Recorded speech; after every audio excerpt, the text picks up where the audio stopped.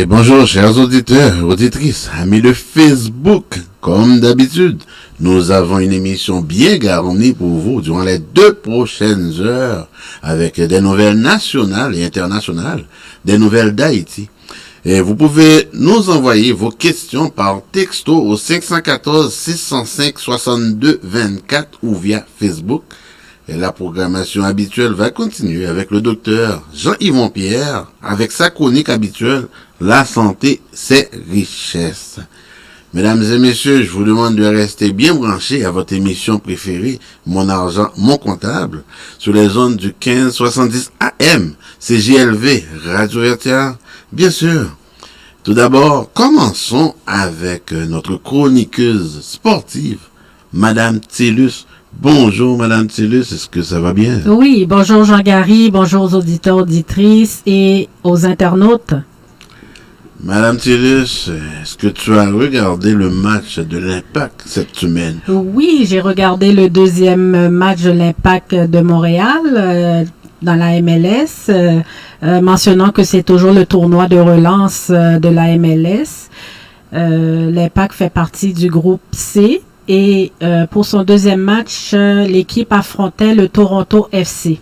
Alors toi, Jean-Gary, tu as regardé également le match? Oui, j'ai regardé le match. Et puis ce qui m'a surpris, après 45 minutes, changement de défenseur a été enlevé. Moi, j'ai jamais vu ça.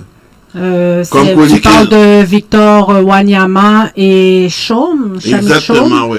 Oui, effectivement. Un changement de position. Ben, moi, quand j'ai regardé le match, je vous dirais, en résumé, les joueurs ont manqué beaucoup de confiance en eux. Si je regarde, cette semaine, ce qu'on a vu, la tactique de Thierry Henry, ce qu'il a fait, le changement qu'il a apporté la semaine dernière, c'est qu'il a positionné Victor Wanyama comme défenseur central et Samuel Piet a retrouvé sa position de milieu défensif. Et par contre, je trouvais que les joueurs, encore une fois, manquaient de conviction. Jean-Gary, c'est comme si t'auras beau avoir le meilleur entraîneur, t'auras beau mettre plusieurs tactiques, mais je trouve que c'est vraiment les joueurs, si l'entraîneur, si l'organisation n'a pas les joueurs, n'ont pas de joueurs de confiance, qui ont confiance en eux, ça va être très difficile. Tu sais, Marlène, que la confiance arrive, là, comme ça, en jouant, que la confiance va arriver. Nous sommes quand même en début de saison, hein, Marlène. Oui, mais pourtant, ils avaient commencé au mois de février, fin février, c'était quand même une bonne saison. Non, mais après 2 mois d'inactivité, dépendamment du joueur. Il y a des joueurs comme un exemple, Samuel Piet, lui, peut-être il a l'habitude de commencer lentement. On l'a vu même chez les professionnels, au hockey, au basketball, ce sont des choses qui arrivent. Ce sont des choses qui arrivent, mais comme mercredi, moi, ce qui me frappait chez Samuel Piet, c'est que dès qu'il avait le ballon, il n'arrivait pas à créer quelque chose avec le ballon. Tout de suite, c'est comme s'il se débarrassait du ballon. Donc c'est un joueur qui n'est pas trop créatif.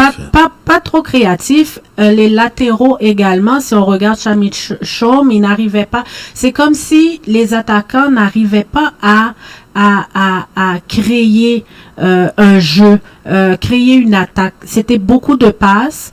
Il y a Samuel Piet, lui, il ne pouvait pas garder le ballon.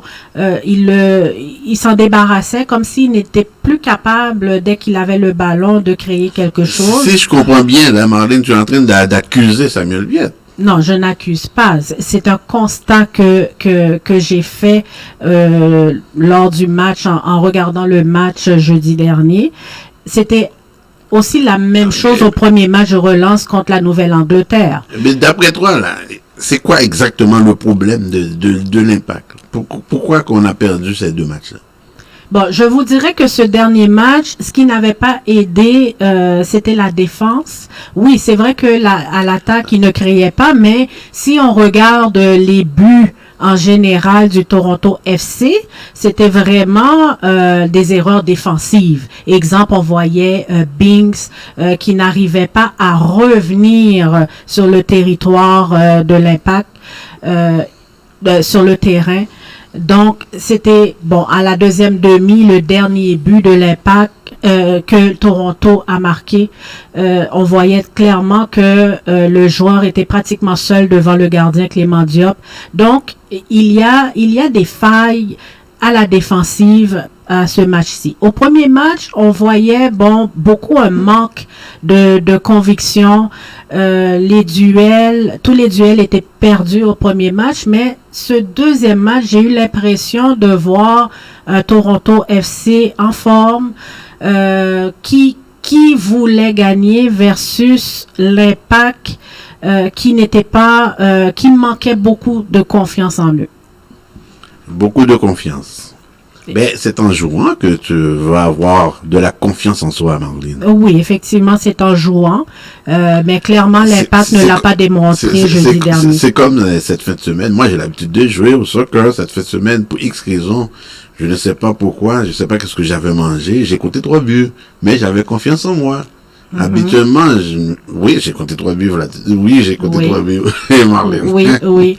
Mais puis pourtant, Toronto, si je regardais les statistiques, il y a aussi les fautes commises par l'Impact. L'Impact a commis durant ce match 11 fautes. La possession du ballon, c'est l'Impact qui l'avait, 56%, 57% versus 43%. Mais comme je le dis, c'est comme s'ils ont le ballon, mais ils ne savent pas quoi faire avec. Et Samuel Piette, actuellement, là, il joue la position numéro 6. C'est-à-dire qu'un milieu défensif. Oui, exactement. Donc, dans le football moderne, dans le soccer actuel, le milieu défensif est rendu peut-être le joueur le plus important à mes yeux. Dans les années 82, dans le temps de Zico, c'était plutôt un style de 4-3-3. Donc, c'était le milieu offensif. Mais maintenant, avec Barcelone, on l'a vu, avec Xavier, maintenant, et même jusqu'à présent, on sait que c'est tellement important d'avoir un bon milieu défensif. Est-ce que Samuel Piette est assez créatif pour être vraiment un joueur de ce niveau-là? On peut se poser la question, Jean-Gary, parce que clairement, c'est sûr qu'on peut pas, comment je pourrais dire, on peut pas se baser uniquement sur un seul match, même si les analystes... Non, mais quand même, c'est pas un seul match, là. Ça fait longtemps qu'on le regarde. Ça fait longtemps qu'on le regarde, ça fait longtemps qu'il occupe cette position-là. Mais clairement, on voit que il a de la difficulté. Maintenant, c'est à savoir pourquoi. Qu'est-ce qui l'empêche d'être créatif? Est-ce que c'est le manque de confiance en lui? Est-ce que c'est les joueurs avec qui... est-ce qu'il y a un manque de chimie avec ses collègues? Je pense que le talent est là. Mais la confiance, il faut qu'il ait davantage confiance. Ça va le prendre confiance. La confiance. Mais il y a deux joueurs. Ok, il doit y avoir une sorte d'interaction entre ces deux joueurs-là. Effectivement. Entre le milieu défensif et le milieu offensif. Là, alors, actuellement, parce que lui, comme milieu défensif, c'est comme une sorte de relais. Il est en train de faire vers le milieu offensif. Je suivais le match, je regardais à chaque fois que j'essaie quand même de le protéger. À chaque fois qu'il avait le ballon, le milieu offensif ne lui donnait pas assez d'options. C'est le joueur Manciel qui était avec lui, oui. Parce que ça prend ça. Parce que si tu n'as pas d'options, tu deviens complètement inefficace. Probablement, c'est le manque de communication entre les deux milieux de terrain qui amène Piette à agir de la sorte, à jouer de cette façon. Et la semaine passée, c'était quoi? Est-ce que c'est encore dans la même formation? En fait, il y avait Victor Wanyama avec Samuel Piette. Deux milieux défensifs.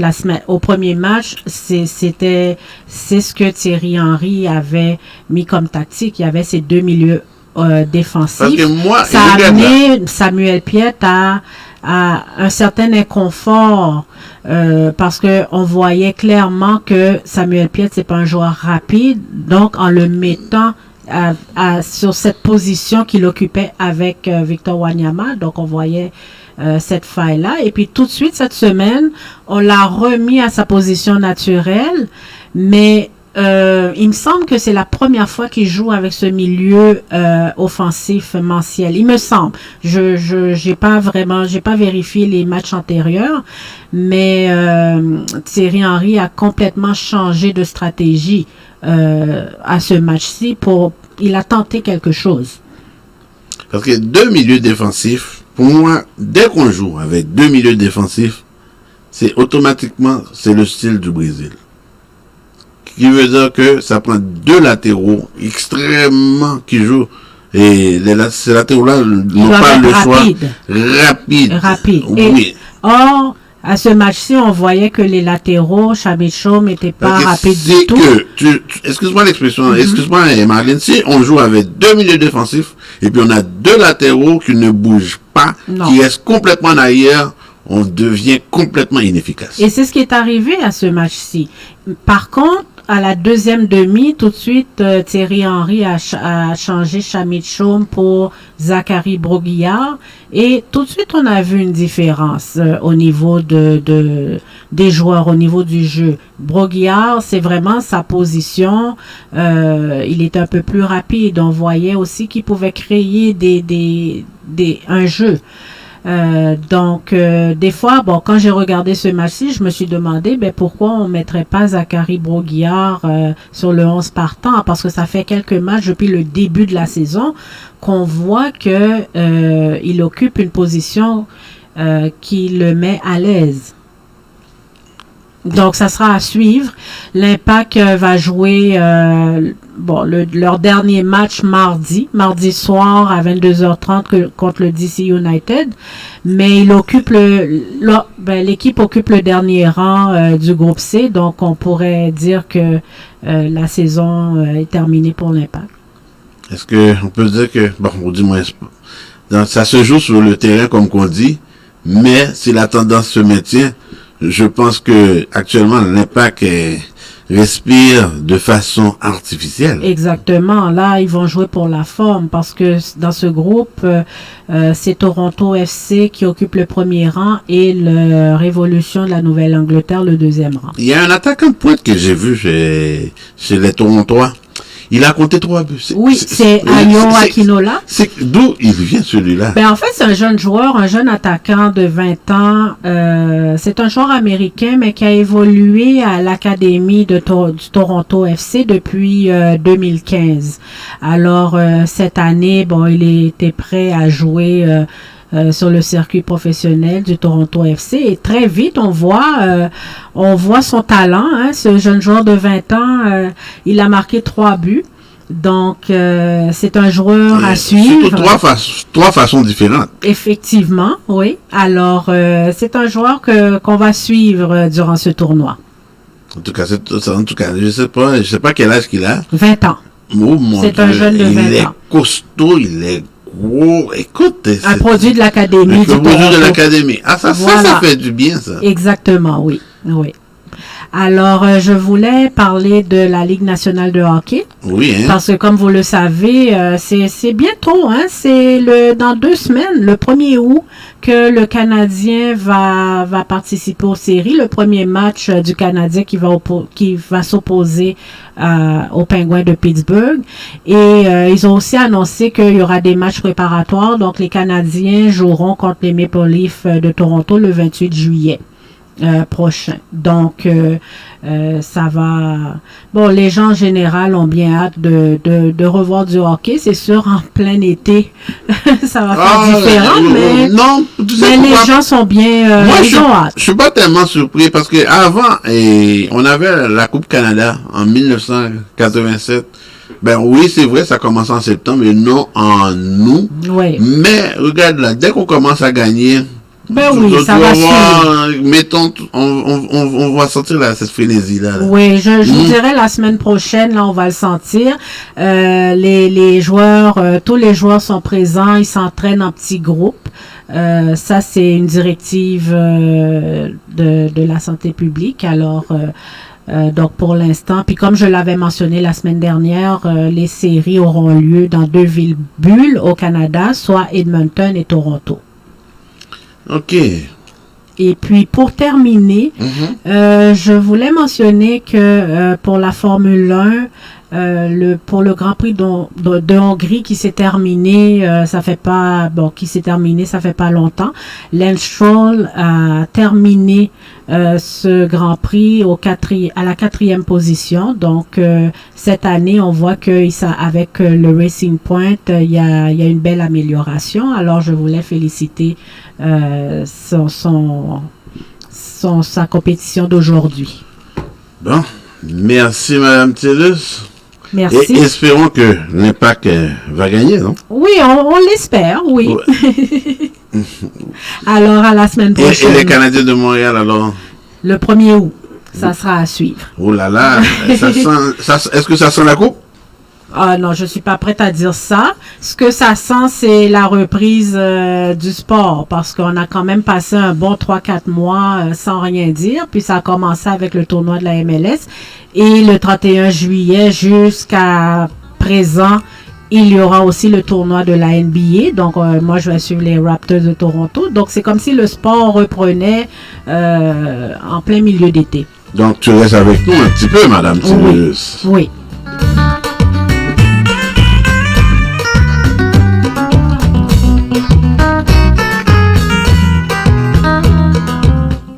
Ici Pablo Rodriguez, député fédéral de Mauricie. Je souhaite vous dire que les membres de mon équipe et moi, on est là pour vous. Le gouvernement a adopté de nombreuses mesures pour faire face à la crise de la COVID-19. Il y a des mesures pour nos travailleurs, nos familles, nos entreprises. Enfin, pour en savoir plus, je vous invite à communiquer avec nos bureaux au 514-353-5044. On va passer à travers ceci ensemble. Mes amis, affaire COVID-19 là, c'est un bail sérieux. En pile, moun ap mouri. Faut que nous suivions conseil autorité. Pour nous pas prendre COVID-19 là, c'est laver mes nous en pile. Pour nous pas bailler l'autre monde COVID-19 là, c'est chita la caille nous. Si nous pas gagner pour nous aider famille nous, c'est chita la caille nous. COVID-19 là dans la rue, tant pris souple, pas marcher avec.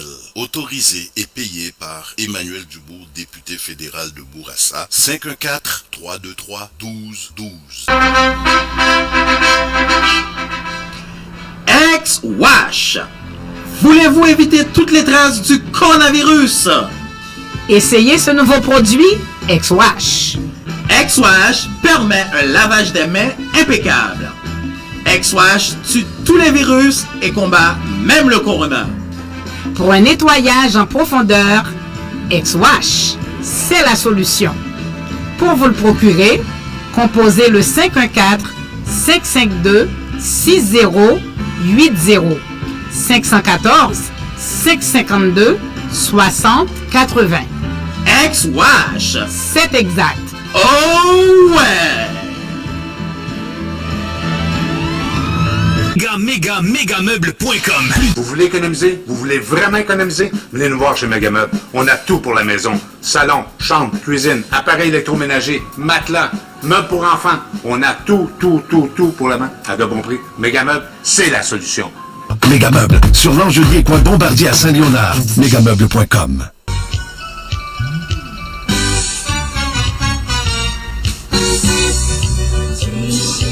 Avec Prêt Auto la caille facile. Prêtautolacaillefacile.ca. Avec l'Hélène. Effectivement, avec l'Hélène, l'une de nos animatrices ici même à l'émission L'Heure Vertière au 1570 AM.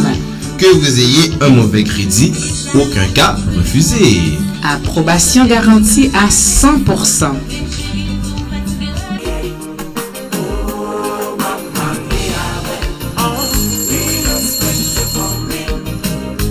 Restaurant Flam Flam, bonjour. Bonjour monsieur, avez-vous du griot? Absolument madame, c'est notre spécialité. Et je tiens à vous annoncer qu'à l'achat d'un plat de poulet ou de griot au prix régulier, vous obtenez 50% de rabais sur le deuxième plat. Waouh, c'est intéressant. Bien sûr, et je tiens également à vous annoncer que le vendredi et samedi, nous avons du lalo et ce même samedi, le bouillon consommé. Et où êtes-vous situé? Nous sommes situés au 5808 Charleroi à Montréal-Nord, près de la Cordère, en arrière du Canadian Tire, à côté du Walmart. Faites-vous aussi la livraison? Pour la livraison, ça oui madame. 514-329-7787. 329 77 87. Restaurant Flap Flap, la cuisine authentique d'Haïti, en plein cœur de Montréal-Nord.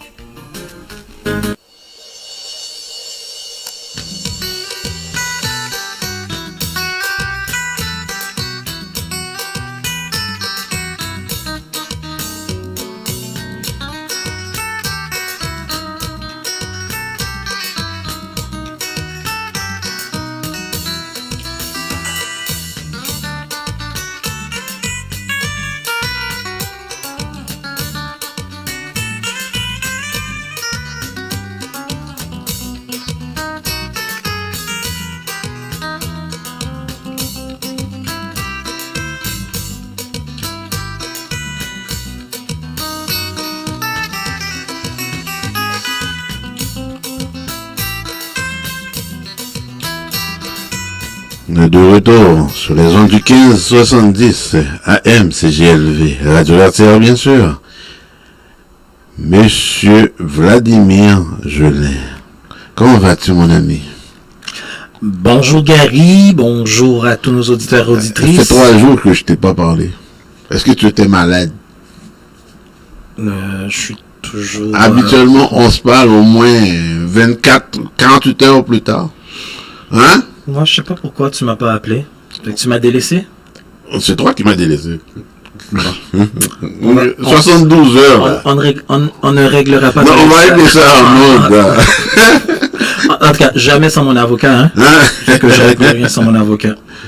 Bon, et il s'est passé pas mal de choses dans l'actualité, nouvelles nationales, internationales. Est-ce qu'on commence avec le côté national au Québec?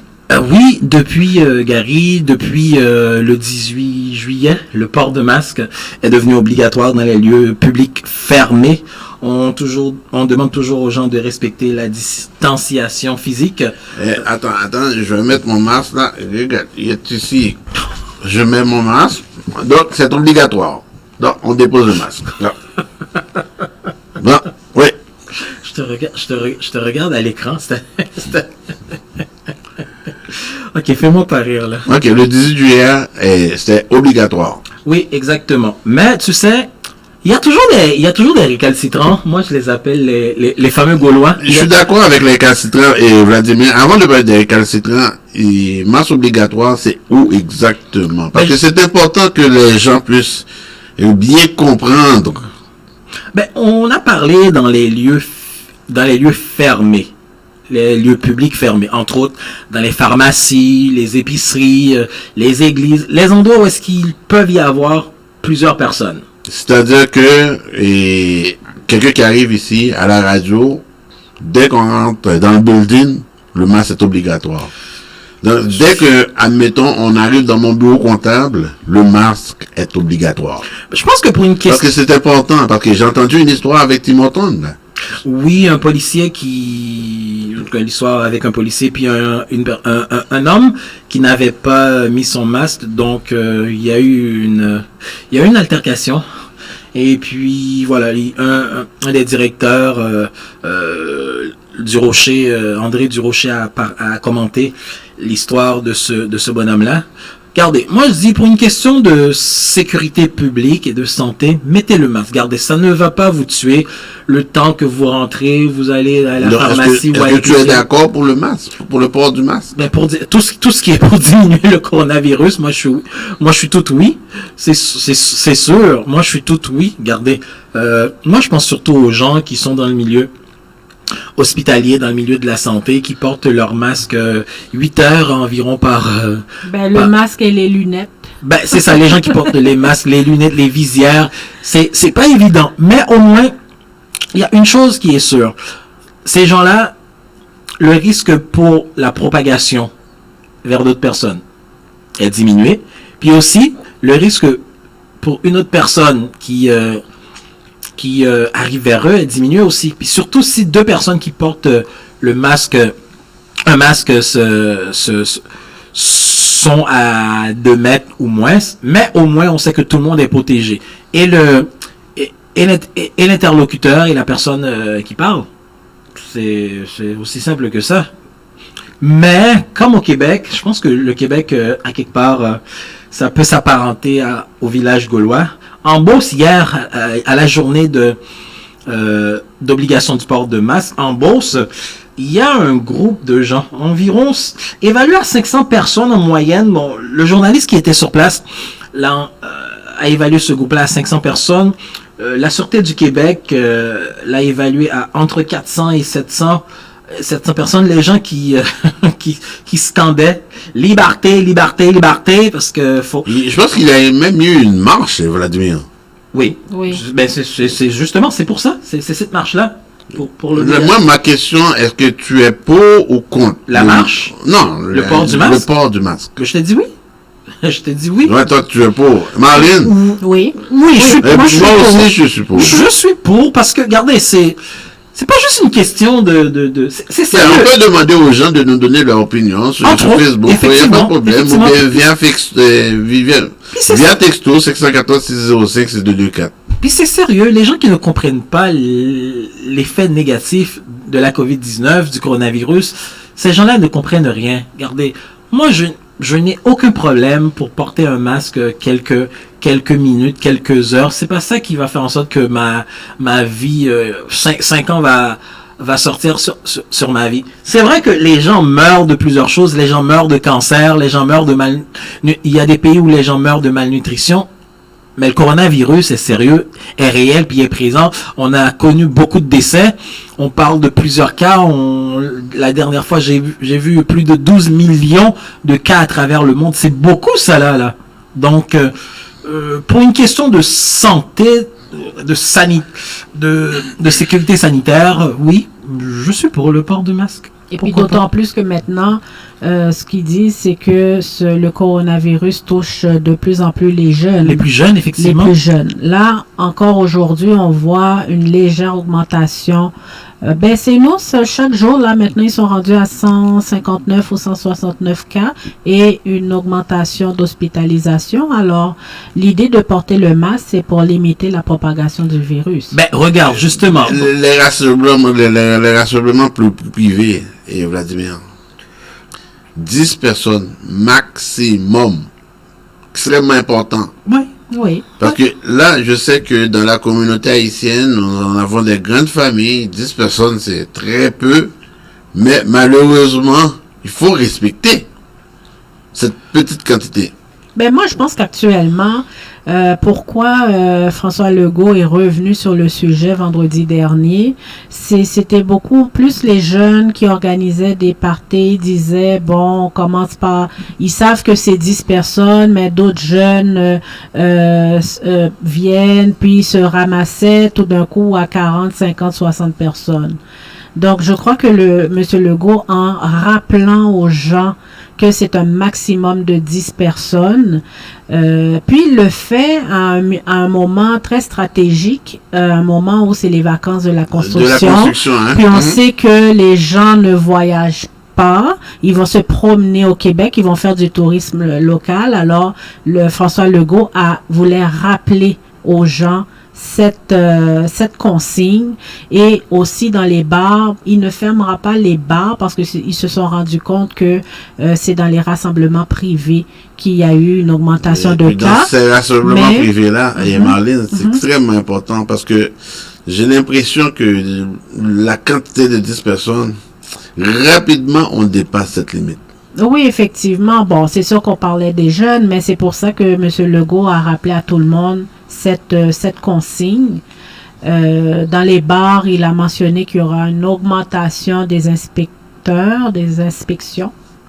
Donc, c'est pour ça que il va falloir qu'on fasse attention. Un rassemblement, on peut se rassembler 10 personnes un samedi, puis un autre 10 personnes un dimanche. C'est la période des vacances, on peut faire ça. Oui, et Vladimir, des accusations, Vladimir, d'agression sexuelle au Québec. Qu'est-ce qui se passe au Québec? Il faut faire attention avec les femmes. On en a discuté la semaine dernière avec un maître Nada Bonifta. Et là, on en a encore eu cette semaine. Et puis surtout le chef du bloc québécois. Actuellement, je pense qu'il est en difficulté. je parlerai pas de difficulté. Faut faire attention. Depuis l'histoire de Safia Nolin puis Marie-Pierre Morin, où est-ce qu'on a ici même sur les ondes de cette station, on en a parlé de l'histoire. Est-ce que le Québec serait devenu dorénavant une place de dénonciation mais anonyme? Parce que ce n'est pas les dénonciations le problème, Gary.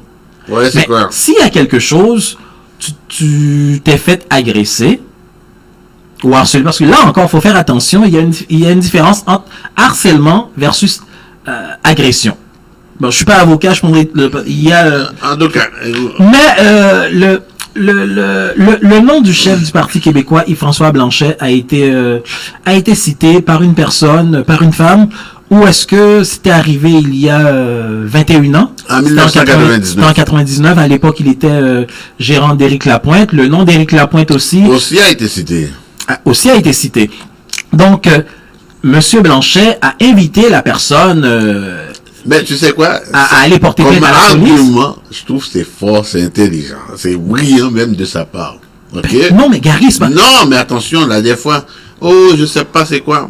Moi, personnellement, j'ai dit non. Si vous vous sentez lésé, il y a une place pour porter plainte, allez porter plainte. Ça, c'est fort comme argument ce qu'il a sorti. Je trouve que c'est extrêmement brillant.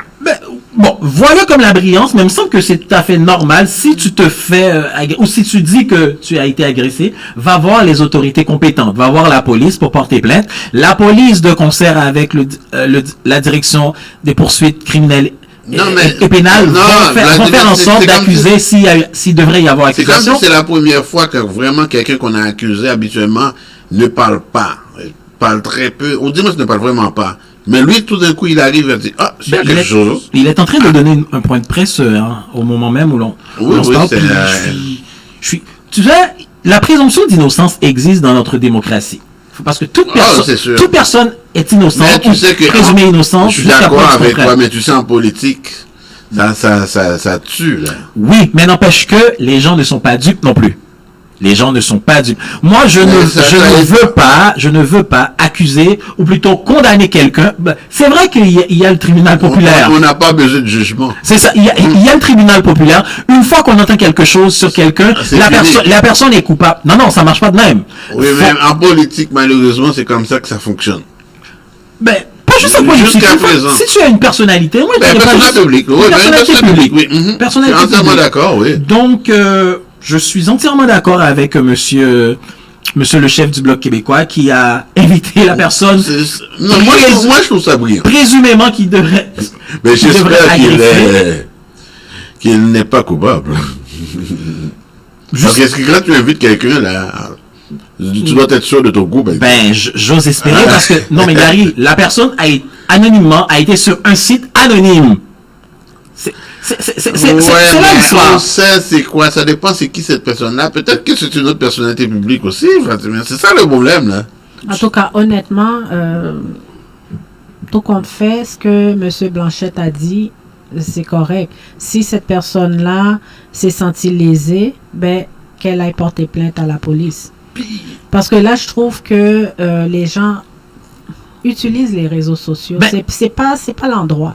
Exactement. Honnêtement, c'est pas l'endroit. Marlene, imagine quelqu'un qui ne t'aime pas qui ne t'aime pas la face va dire regarde, Marlene m'a agressé ou XY m'a agressé, puis tout d'un coup tu as une réputation négative de fait. Puis les gens, la plupart des gens mal intentionnés ne prendront pas la peine de se poser les questions, d'aller voir, une fois qu'on entend quelque chose, les gens, moi je dis que ce n'est pas correct.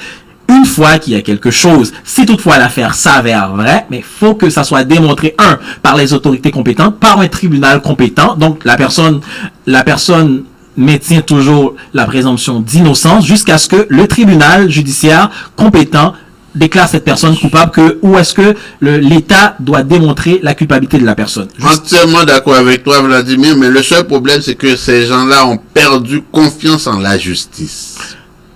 Perdu confiance. Est-ce qu'ils ont essayé, est-ce qu'ils ont tenté la justice jusqu'au bout pour perdre confiance? Je sais que nous n'avons pas un système de justice parfait, je le sais.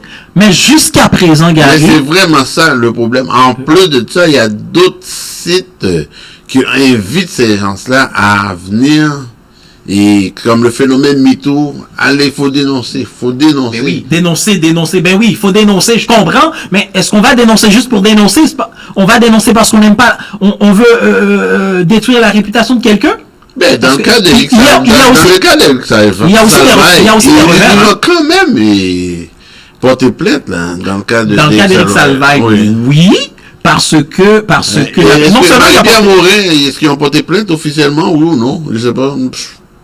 Jusqu'à présent, j'ai pas entendu de plainte judiciaire. Jusqu'à présent, à la rigueur même, j'ai plutôt entendu qu'il y a une pétition que certains artistes, certaines autres personnalités publiques ont lancée à la défense de Marie-Pierre Morin.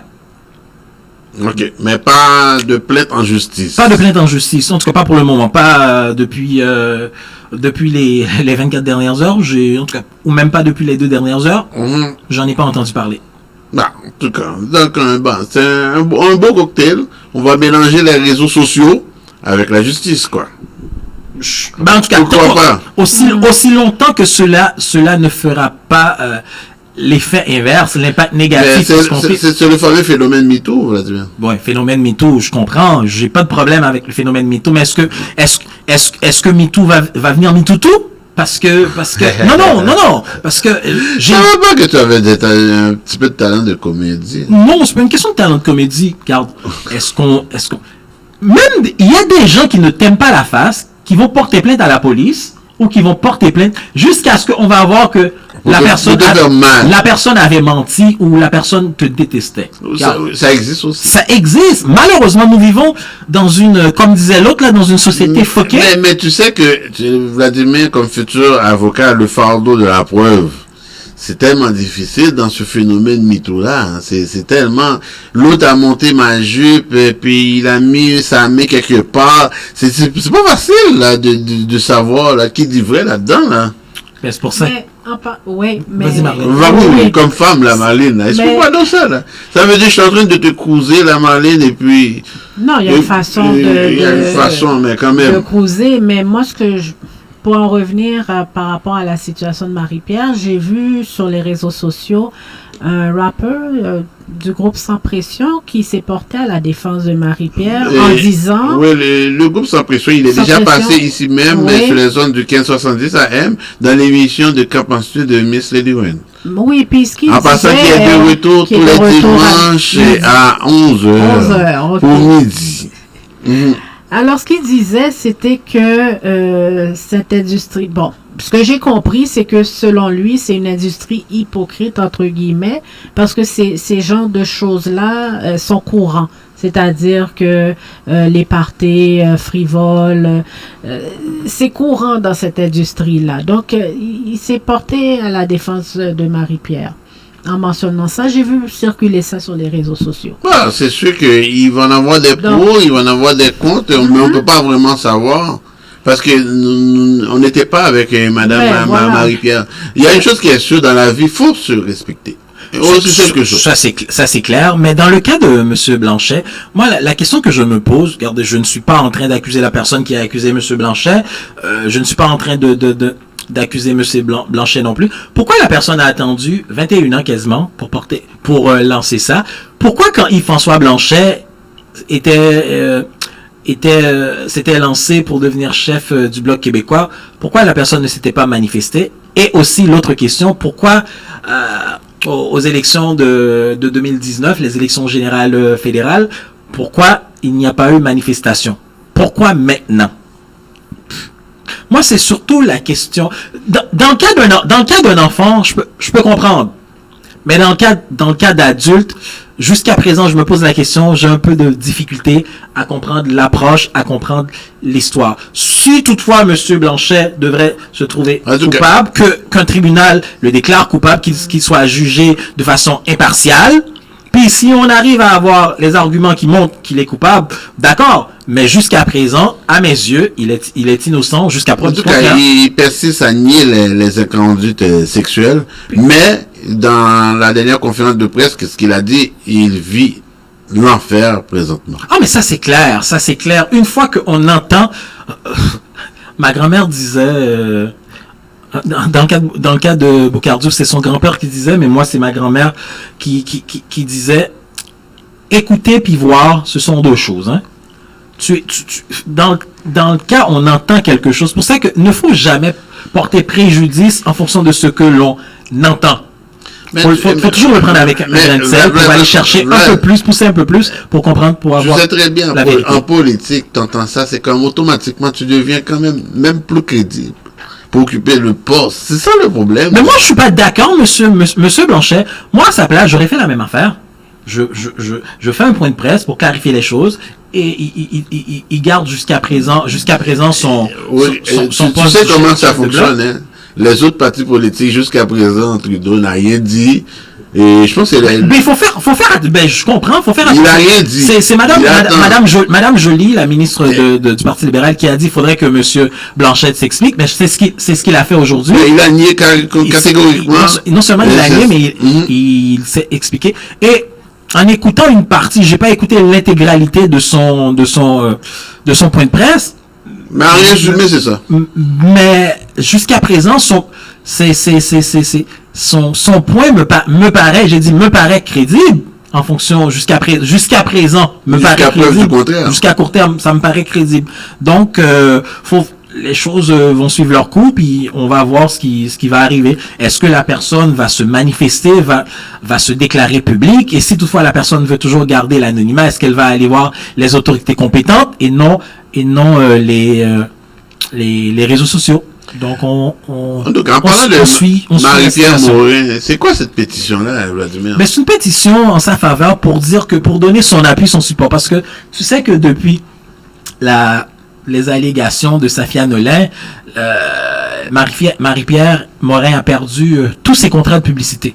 Tous ses contrats. C'est parce qu'elle était quand même assez populaire à TVA, je pense qu'à Z Télé aussi, si je ne me trompe pas. Une émission à Z Télé, en fait, je qualifie la reine de TVA. Parce qu'elle est pratiquement, elle était un petit peu partout, oui. C'est vrai. Après Julie Schneider, elle. Ben oui. C'est vrai, donc vu que Julie n'est plus à TVA, pratiquement on aurait pu dire la prochaine reine. La seule différence, c'est elle n'est pas avec le patron. Le patron, ben, tant mieux comme ça on. Ou du moins, on sait jamais. Jusqu'à après, regardez, c'est pour ça que faut, même au niveau de nos commentaires, faut rester très vigilant, faut être très prudent. On suit les choses, pas à pas, et puis on va voir ce qui va arriver. Mais, tu sais, dans le cas de Madame Morin, ce qui me dérange, c'est pas un homme qui a porté plainte, là, c'est une autre femme. Écoute, c'est quoi l'histoire au Québec? Avec Salvaille, c'est comme un autre homme, et puis Marlène, explique-moi donc, c'est quoi l'histoire, là? Qu'est-ce qui se passe au Québec? C'est comme les femmes aiment les femmes, et puis les hommes aiment les hommes, ou bien c'est quoi, là? Ça, peut-être.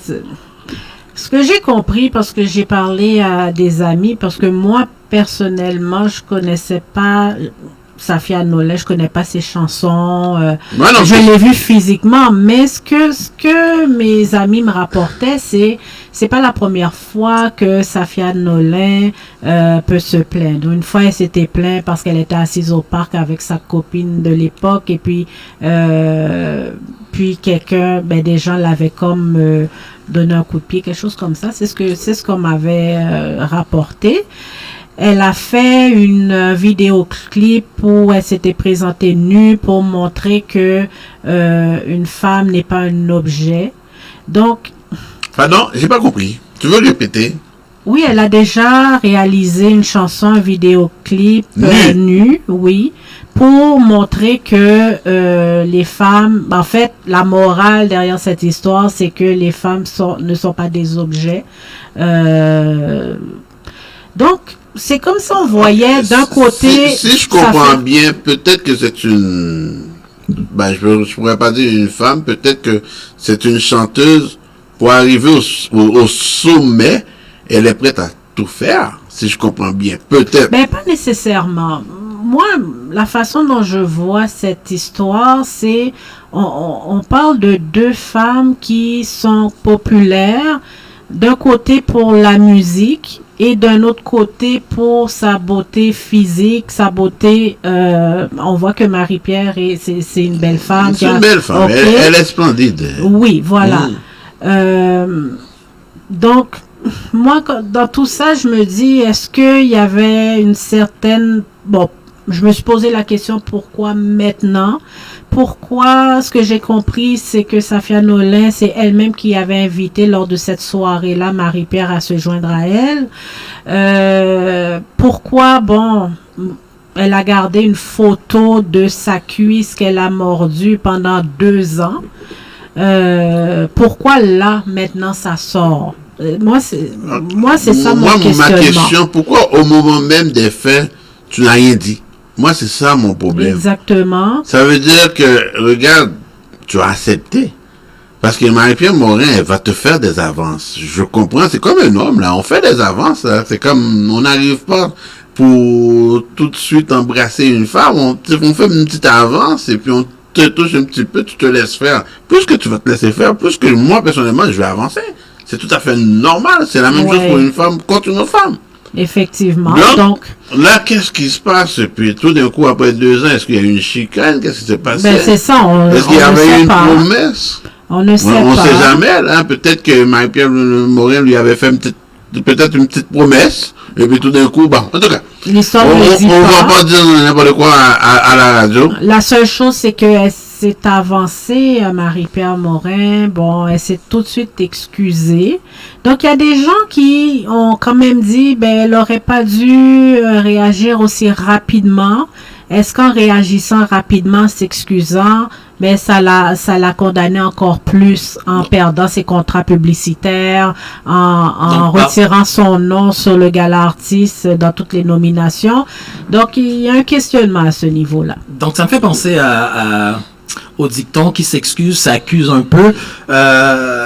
Oui, je suis peut-être un petit peu de ton avis, Marlene. Peut-être qu'elle aurait peut-être pu... Bon, c'est vrai qu'au Québec, surtout les gens de party, avec une coupe de verre, une coupe de bière, de vodka en tête, les gens sont un petit peu foufous. Ouais. Mais est-ce que je sais peut-être les gens qui étaient là pourront se manifester. Il y a des commentaires, si je ne m'abuse, qui commencent qu'on commence à donner par rapport à cette soirée-là. Mais moi, ce que je ne veux pas qu'avec cette vague, qu'on commence que ça se transforme de préférence en règlement de compte, qu'une vraie vague de dénonciation des choses réelles qui ont été faites. Je suis d'accord avec toi, Vladimir. Et Vladimir, le Premier ministre, c'est François Legault, et est actuellement en grande tournée à travers le Québec. C'est sûr que François Legault essaie de faire... les sondages jusqu'à présent donnent une certaine satisfaction de la population québécoise envers leur Premier ministre. Mais d'un autre côté, Gilles Proulx, cette semaine, a sorti un texte que peut-être que Tu as dit qui? Gilles Proulx. Ok. Gilles Proulx, oui. Il est encore là? Non, oui, il est encore là, bien vivant, puis toujours... je sais qu'il est vivant. Ça veut dire, dans le monde de la communication, est-ce qu'il est dans quelque part d'autre, ou bien non, ou bien c'est de temps en temps, il fait présent, une fois de temps en temps, il écrit des chroniques, puis on le voit, qu'est-ce qu'il a dit, on le voit à TVA avec Gilles Proulx national. Ben, il a dit que la barque de Legault peut-être commence à prendre un peu d'eau. Ben, on sait que le génie n'a qu'un siècle, la lune de... Ah oui, c'était ça, la lune de miel commence à... Ça fait longtemps que je ne l'ai pas entendu, hein. Le génie ne dure que... Le génie n'a qu'un siècle. N'a qu'un siècle, Vladimir. Mais c'est clair. Quand même, ça va faire pratiquement... Ça, c'est pour tout le monde, de toute façon. Ouais, même pour les athlètes sportifs, hein. Effectivement. Maintenant, c'est vraiment une question d'expérience. Là, il faut voir maintenant, après 2 ans, ça doit être une question d'expérience. Peut-être que c'est ce que M. Legault commence à sentir. Il est allé faire le tour du Québec pour voir, peut-être pour faire des alliances avec les députés. Il a même rencontré des députés du Parti québécois, un petit peu underground. Okay. Mais il a rencontré des députés de l'opposition. Mais n'oublie pas que, surtout avec le Parti libéral présentement, avec Mme Anglade, qui a pour mission vraiment d'augmenter le côté francophone.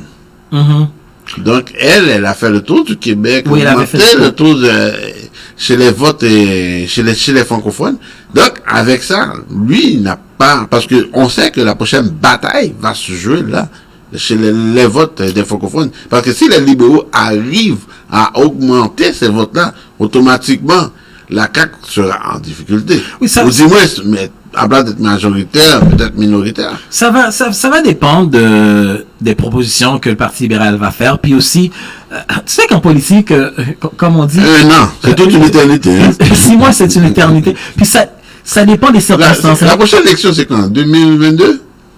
Oui, 2022, exactement. Ah ben là, écoute, 2 ans, c'est même pas toute une éternité. Il y a 4 éternités déjà. Je sais pas quel nom donner, mais ça peut tellement changer. Devant M. Legault. Mais là, maintenant, c'est une question d'expérience. Donc, on a vu, depuis le début du gouvernement de François Legault, il y a eu des bourdes, des problèmes au niveau de l'immigration avec un ministre que pour plusieurs qui n'était pas au bon ministère, en parlant de Simon Jolin Barrette, maintenant qui a été changé, qui est allé au niveau de la justice. On lui a suggéré ça, il nous a écouté. Bon, c'est vrai, non? On a dit ça le dimanche, le lundi matin, à 8h du matin, c'est déjà fait. Hein? Donc, est-ce que tu es en train de dire que le Premier ministre écoute ton émission? C'est ça, hein? Ah, bien sûr, à travers la ministre Madame Chantal Rouleau qui était passée ici même, non? Je pense que oui. Alors? Je pense que oui. Et puis... Et tant d'autres. Si on peut oser le dire, quoi. Et puis, on a vu qu'il y a un changement, depuis qu'on a fait le remaniement ministériel, il y a un changement au niveau il y a des assouplissements au niveau de l'immigration sur le champ, surtout au niveau du fameux PEC, le programme de l'expérience québécoise.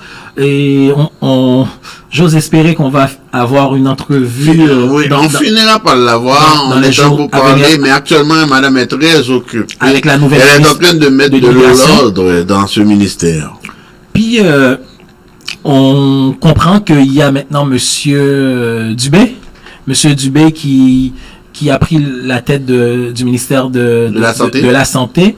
Comme j'ai dit, il faut toujours donner la chance au coureur. Il vient de prendre le ministère. Il essaie de faire connaissance avec son équipe. Peut-être les gens qui étaient au Conseil du Trésor, quelques personnes vont peut-être le suivre. Question pour amener... C'est gens de confiance. Mais exactement. Puis parce que des fois, il y a des gens qu'on a l'habitude de travailler avec et puis c'est comme moi, je m'en vais quelque part d'autre et puis je dis, moi, j'amène mon staff, j'amène Vladimir avec moi, j'amène Marlène avec moi. En effet. C'est tout à fait normal. Puis, ça va être la chose. Puis, il y a un sondage aussi, on a montré le nombre, jusqu'à présent, le temps passé à l'hôpital est élevé. Je pense que c'est en moyenne 12 heures, dépendamment des hôpitaux. Puis, ça date pas dire, là, Vladimir. Exactement. Donc, tu vois, est-ce que ça voudrait dire que depuis, je pense que c'était Lucien Bouchard, quand il était premier ministre du Québec, il avait fait des coupures au niveau des médecins et des infirmiers pour les donner une retraite forcée pour équilibrer l'économie. Mais ça a commencé là. Ça a commencé là. Jusqu'à présent, 25 ans on subit encore les conséquences. Un quart de siècle plus tard, 25 ans plus tard. Oui, on subit encore les conséquences. On voit ce qui se passe. Donc, j'ose espérer que M. Dubé va trouver une solution pour amener le taux d'attente dans les hôpitaux à 4 heures. Peut-être que vous allez me dire que je rêve en couleur, mais si d'autres pays l'ont fait, pourquoi le Québec n'arrivera pas à le faire? Ça serait juste une question de gestion des opérations, de mettre les bonnes ressources aux bonnes places. En tout cas, il y a une chose qui est sûre, et Vladimir, Ottawa s'entend avec les provinces sur un plan de relance économique de près de 20 milliards de dollars. Avant, il était question de 14 milliards. Maintenant, c'est 5 milliards de plus. 5-6 milliards de plus. Tant mieux. Puis aussi longtemps que le fédéral peut s'entendre avec les autres provinces pour la relance économique, pour le bien-être du pays. Regarde, fine, bonne idée. Parce qu'à un moment donné, François Legault disait à Trudeau, Et le Québec doit en avoir beaucoup plus parce qu'on a eu plus de cas de Covid et puis Justin Trudeau a dit non, pas question, ça doit rester comme c'était, de façon idem, là. Oui, il faut l'équilibre entre les autres provinces, parce que si tu donnes au Québec, les autres vont chialer. Puis, on va toujours dire que le Québec c'est l'enfant gâté qui chiale, qui demande tout le temps. Et, je sais pas si, on avait parlé de l'armée, on sait que l'armée a été dans les CHSLD. Moi, j'avais dit ici, même à Chantal Houlot, que la place de ma compréhension, l'armée est là, c'est bon, mais c'est surtout pour les catastrophes naturelles. La place de l'armée, ce n'est pas dans un lieu de soins. Il faut que les médecins qui sont approuvés par le Québec, d'autres communautés qui ont étudié à l'extérieur, puissent aller sur le terrain, puissent aller dans les CHSLD pour amener de l'ordre. Regarde, il y a Cuba, il y a les médecins cubains qui ont... j'ai lu un article cette semaine où les médecins cubains, qui étaient eux-mêmes atteints de Covid en traitant, mais ils ont pu faire mieux. Regardez, on parle souvent lorsqu'il est question de droit, on parle de droit comparé, mais pourquoi ne pas prendre exemple sur d'autres pays pour faire aussi une médecine comparée? Donc, avoir une stratégie médicale comparée. Fait que si Cuba obtient de bons résultats, pourquoi le Québec ne devrait pas aussi s'inspirer de Cuba pour avoir de bons résultats au niveau de son système de santé? En tout cas, il y a une chose qui est sûre, que Trudeau a quand même a conclu comme sorte d'entente avec les provinces. Donc, il oblige les provinces à 7 priorités minimalement, là. Comme voilà dans quoi vous devriez investir cet argent-là, là. En fait, quand ça s'appelle, c'est une entente qui date depuis pratiquement, si je me trompe, si ça ne date pas de la Confédération, mais ça date d'une espèce d'entente qui date de quelques années, de plusieurs années. Ça s'appelle le pouvoir fédéral de dépenser. Oui, dans les champs de compétences d'une province. Oui, un transfert d'argent au niveau de la santé. Mais là, il a identifié au moins 7 priorités, dont l'achat d'équipements de protection individuelle pour les travailleurs essentiels, qui est à peu près 7,5 milliards de dollars. Ce qui n'est pas mauvais, à mon sens, jusqu'à présent. Le dépistage, la recherche des contacts et la gestion des données, 4,28 milliards de dollars. Les municipalités et le transport en commun, 3,8 milliards de dollars. La capacité du système de soins de santé, y compris les soins de santé mentale, 1,2 milliards de dollars. La création d'un congé de maladie pan-canadien, 1,1 milliard de dollars. Et numéro 6, le soutien aux Canadiens les plus vulnérables, dont ceux qui vivent dans les établissements pour personnes âgées, comme les CHSLD, 740 millions de dollars. Et les services de garde d'enfants pour les gens qui retournent au travail, 625 millions de dollars. Donc, quand même, tu dois dire, vous pouvez faire ce que vous voulez avec l'argent, mais voici mes 7 priorités. Bon, et ça va. Ce que Legault ne voulait pas. C'est comme si, donne-moi donne-moi de l'argent, puis moi je fais ce que je veux avec, là. Tu dois dire, pas question que tu fasses ce que tu veux avec. Je pense que dans l'entente du pouvoir fédéral de dépenser, le fédéral peut faire jusqu'à présent, ce sont des suggestions. OK? Ce sont des suggestions. Non, c'est une obligation. C'est pas des suggestions, Vladimir. C'est comme, j'ai cette priorité, et puis voilà la façon tu dois dépenser mon argent. Attention, je te donne mon argent. Tu peux faire ce que tu veux avec. Mais voilà la façon que tu dois dépenser mon argent, Vladimir. Gary, faut se rappeler d'une chose, que la santé, c'est une priorité provinciale. Faut se rappeler de ça. Il ne faut pas sortir de là. Toutefois. Non, je suis d'accord avec ça. Il y a un toutefois. Au niveau du pouvoir fédéral de dépenser, il y a certains points, certains aspects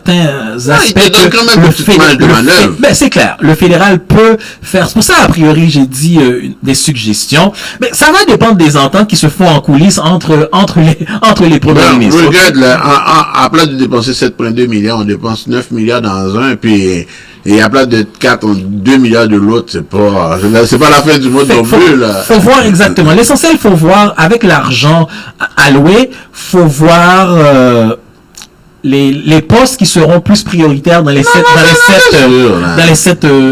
suggestions ou 7 priorités, si tu veux. Peut-être qu'à place de dépenser de 100% d'argent, on va dépenser 80, 50%. Ben, en tout cas, ils finiront par s'arranger.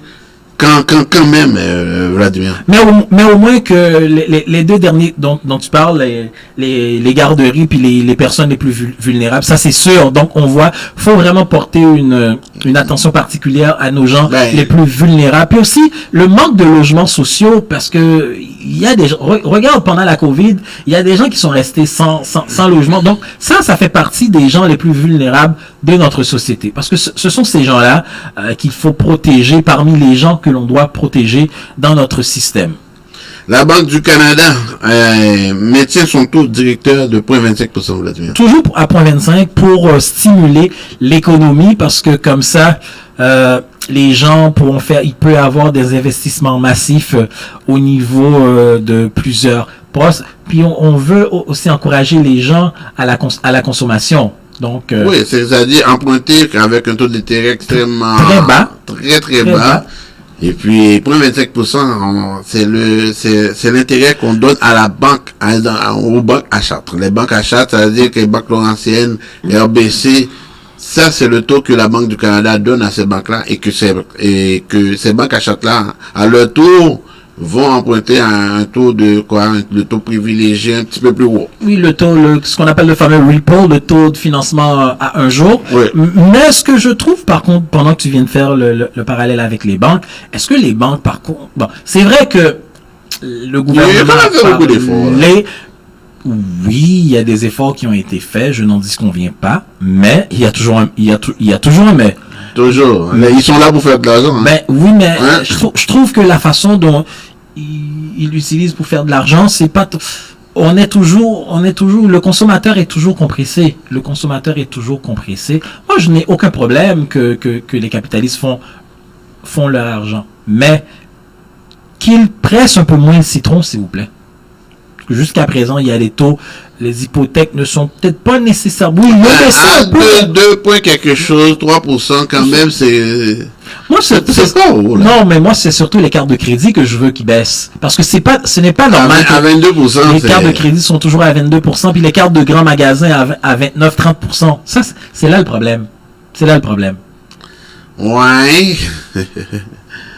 Monsieur Vladimir, une petite pause publicitaire de retour avec les nouvelles internationales.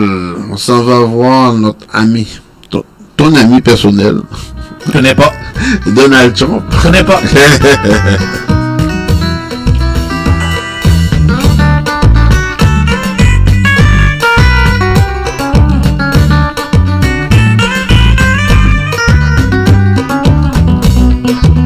Bonjour, ici Pablo Rodriguez, député fédéral de Marie-Merci. Je souhaite vous dire que les membres de mon équipe et moi, on est là pour vous. Le gouvernement a adopté de nombreuses mesures pour faire face à la crise de la COVID-19. Il y a des mesures pour nos travailleurs, nos familles, nos entreprises. Enfin, pour en savoir plus, je vous invite à communiquer avec nos bureaux au 514-353-5044. On va passer ensemble. Mes amis, affaire COVID-19 là, c'est un bail sérieux. En pile, moun ap mouri. Faut que nous suivions conseil autorité. Pour nous pas prendre COVID-19 là, c'est laver mais nous en pile. Pour nous pas bailler l'autre monde COVID-19 là, c'est chita la caille nous. Si nous pas gagner pour nous aider famille nous, c'est chita la caille nous. COVID-19 là dans la rue, tant pris souple, pas marcher avec.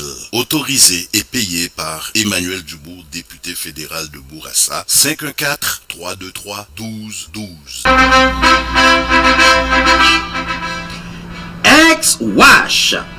Voulez-vous éviter toutes les traces du coronavirus? Essayez ce nouveau produit, X-Wash. X-Wash permet un lavage des mains impeccable. X-Wash tue tous les virus et combat même le corona. Pour un nettoyage en profondeur, X-Wash, c'est la solution. Pour vous le procurer, composez le 514-552-6080. 514-552-6080. X-Wash. C'est exact. Oh ouais! Megameuble.com. Vous voulez économiser? Vous voulez vraiment économiser? Venez nous voir chez Megameuble. On a tout pour la maison. Salon, chambre, cuisine, appareils électroménagers, matelas, meubles pour enfants. On a tout pour la main. À de bons prix. Megameuble, c'est la solution. Megameuble, sur l'Angelier, coin Bombardier à Saint-Léonard. Megameuble.com.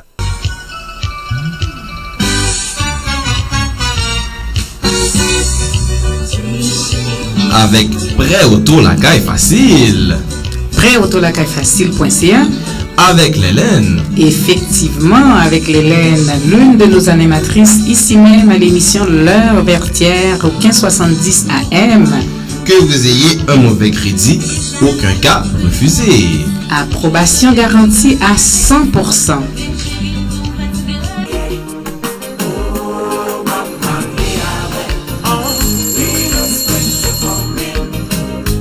Restaurant Flap Flap, bonjour. Bonjour monsieur, avez-vous du griot? Absolument madame, c'est notre spécialité. Et je tiens à vous annoncer qu'à l'achat d'un plat de poulet ou de griot au prix régulier, vous obtenez 50% de rabais sur le deuxième plat. Waouh, c'est intéressant. Bien sûr, et je tiens également à vous annoncer que le vendredi et samedi, nous avons du lalo et ce même samedi, le bouillon consommé. Et où êtes-vous situé? Nous sommes situés au 5808 Charleroi à Montréal-Nord, près de la Cordère, en arrière du Canadian Tire, à côté du Walmart. Faites-vous aussi la livraison? Pour la livraison, ça oui madame. 514-329-7787. 514-329-7787. Restaurant Flap Flap, la cuisine authentique d'Haïti, en plein cœur de Montréal-Nord.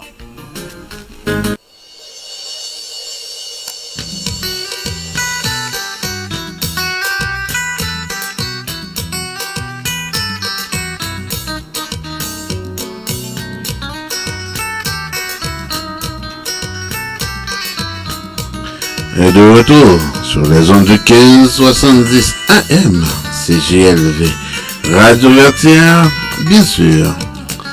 Et monsieur Vladimir, avant de parler de Donald Trump, le sénateur Lewis, est-ce que tu peux me dire c'était qui? Je sais qu'il est décédé. Il était sénateur, je ne me rappelle jamais. Il était sénateur ou représentant. En tout cas, le congressman. C'est un congressman. Le congressman John Lewis est décédé le 17 juillet dernier. Après, il était membre du Congrès depuis 86, disons 86, pas loin de 34 ans. Homme qui marchait aux côtés de Martin Luther King pour les droits civiques. Il avait même prononcé un discours aux États-Unis. Et exactement. Puis il avait reçu la médaille du présidentielle des mains de Barack Obama. C'était un homme avec un grand cœur qui voyait l'Amérique. Une Amérique pour tous, où est-ce que les gens auront des droits. Parce qu'il défendait les Noirs. Ben c'est sûr, il défendait le droit des minorités, surtout la minorité noire aux États-Unis, qui représente jusqu'à présent environ 15% de la population américaine. Nancy Pelosi l'a rendu hommage, Barack Obama, même Donald a prononcé quelques mots élogieux en sa faveur. Donc, je pense qu'il pourra avoir des funérailles d'État nationaux, hein, parce que c'était tout un homme. Il était démocrate. C'est un homme un démocrate. Et puis, c'était un homme de cœur. C'était vraiment un homme de cœur, un homme qui a été battu. Il a été battu, arrêté par la police, maltraité, malmené. Puis je pense que la vie a fait en sorte qu'il soit représentant. Parce qu'il a compris, il a vécu les choses. Donc, c'était lui le meilleur porte-parole pour amener le message au Congrès américain. Donc, moi, ce que j'ai compris surtout, c'est qu'il était aux côtés de Martin Luther King. Ouais, c'était un compagnon. Il avait même prononcé un discours aussi. C'était un compagnon. Même de American Dream aussi, là, comme... Je rêve d'un meilleur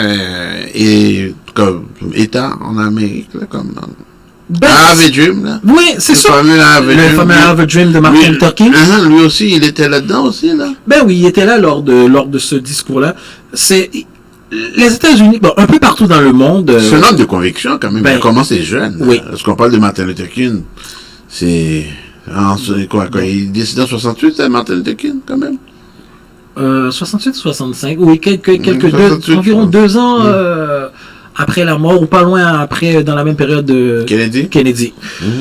Donc, Monsieur Lewis, paix à son âme, et nos sympathies à la classe politique aux États-Unis, principalement à la classe démocrate. Donc, à quelque part, pendant les élections de novembre, il faut prévoir aussi une nouvelle candidature pour essayer de remplacer ce congressman-là, cet homme de conviction que tu viens de...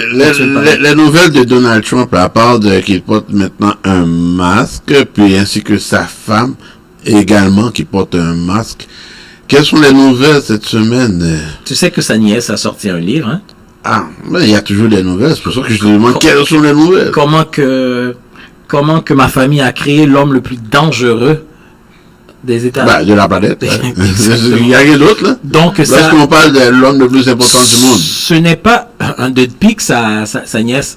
Donc, c'est sérieux, là. Donc, madame détient un PhD, un doctorat en psychologie, donc en psychologie clinique en plus. Oh là là. Donc, elle fait des consultations. Pour elle, c'est un homme. C'est comment démolir quelqu'un? C'est un homme. Ben, écoute, plusieurs personnes. Il y a un frère de Donald Trump qui criait au meurtre, qui a essayé de bloquer la sortie du livre, mais il n'a pas pu. Le livre est sorti cette semaine. Où est-ce que déjà, lors de la première journée, le livre a été vendu à pas loin d'1 million d'exemplaires, 950 000 bouquins vendus au niveau des États-Unis, qui n'est pas rien. Je pense que ça va sortir en français dans quelques jours, quelques semaines en octobre, avant les élections. J'ai hâte, tu sais quoi, là, j'ai hâte de voir la sortie francophone pour l'acheter. Je pense que je vais l'acheter, ce livre-là. Oui, il y a 2 livres que je souhaiterais acheter. Le livre de John Bolton, la version française, ainsi que le livre de la nièce de... Non, la nièce, ça c'est sûr, je l'achète. John Bolton, bon, je peux m'en passer. Mais moi je veux lire les deux, parce que John Bolton donne une vision politique de step by, parce que quand même il a été dans le conseil, il a été sur la table des décisions avec Donald Trump. Il mangeait sur la même table que Trump. Ben effectivement. Puis la nièce a donné non seulement une vision un peu de l'homme, mais de la famille, les différentes séquences de Donald Trump. Puis la nièce aussi, elle a dit que c'était le grand-père. Donald a hérité ça de son père, du père de Donald Trump. Donc c'est un trait familial. Et je pense que c'est grâce à lui qu'il a commencé, qu'il a emprunté $1 million. C'est avec ça qu'il a commencé. Son père lui avait prêté $1 million. Puis on dirait que le père avait peut-être une préférence, si je lis entre les lignes de l'écrit de ce qu'on a écrit. Est-ce que c'est une douce revanche aussi, là? Parce qu'il faut faire attention, là. Bon, pour garder ça. C'est pour ça que je dis... La nièce qui arrive pour défendre le frère de l'autre. Tant qu'on n'a pas lu le livre, on n'en saura rien. Donc, c'est pour ça que j'ai hâte de lire le livre. Mais ça promet. Mais effectivement, ça promet. Ça prend quelqu'un de la famille, peut-être pour avoir une vision un peu plus juste, j'ai dit un peu plus juste, entre guillemets, de la personne, du personnage juste de Donald. Et non impartial, quand même. Regardez, on le saura. On ne sait pas, on le saura. Moi, je ferai mes propres conclusions. J'arriverai avec mes propres idées quand j'aurai lu le livre. Mais est-ce que ça va suffire pour freiner les ardeurs de Donald Trump pour les élections? On ne le sait pas, mais quand même, dans certains États clés, des États pivots, Donald est en tire de la patte par en arrière. Joe Biden... par 15 points. Des endroits par 15 points, d'autres par 9, par 10. Et l'Ohio aussi, je pense. Il est en retard de 10 points. Un État pivot, donc, un État pivot. À surveiller. Il y a des gens, jusqu'à présent, dans les sondages, mais il n'est vraiment pas... Parce qu'Obama avait eu Ohio, là, les 2 fois qu'il a été élu comme président. Effectivement. Donc, l'Ohio, ça sera un État à surveiller, mais jusqu'à présent, Donald Trump tire de la patte dans l'Ohio. Puis aussi, Gary, il y a un nouveau sondage qui est sorti où est-ce que Donald Trump ce sondage du revers de la main, parce que ce sondage lui est très défavorable. C'est surtout, en plus, c'est Fox News, son média préféré qui comme d'habitude, probablement il a contredit Fox News. Donc, effectivement, il y a quelqu'un qui a dit, pour être président, il faut être vif d'esprit, solide. Donc, pour Donald Trump, Biden est incapable d'aligner deux phrases. Hein? C'est bon. C'est vrai que des fois, lorsque Biden parle, on voit un Biden un peu évasif.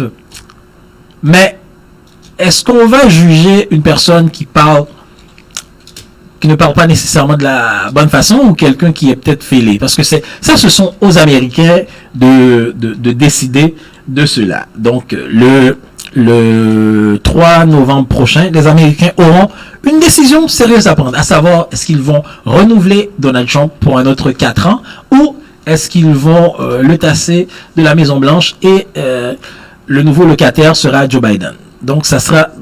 Joe Biden, pour le moment, tu n'as rien fait, tu es en avance. Il doit être prudent. Il joue la carte de la prudence. Aussi simple que ça. Mais effectivement, il joue la carte de la prudence. Il n'a pas le choix, il n'a guère le choix que de jouer cette carte. Puis jusqu'à présent, ça lui réussit. Bon, parce qu'on connaît Joe est gaffeur. Biden est gaffeur, il dit quelque chose, il peut se contredire.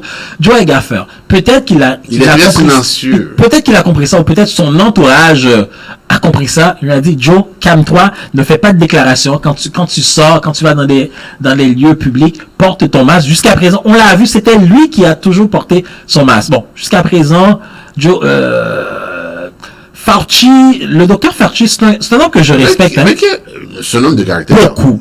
Moi, j'appelle ça un homme de caractère, c'est-à-dire que... C'est un homme très compétent. Non, très compétent. Au moins, il passe la profession avant la politique.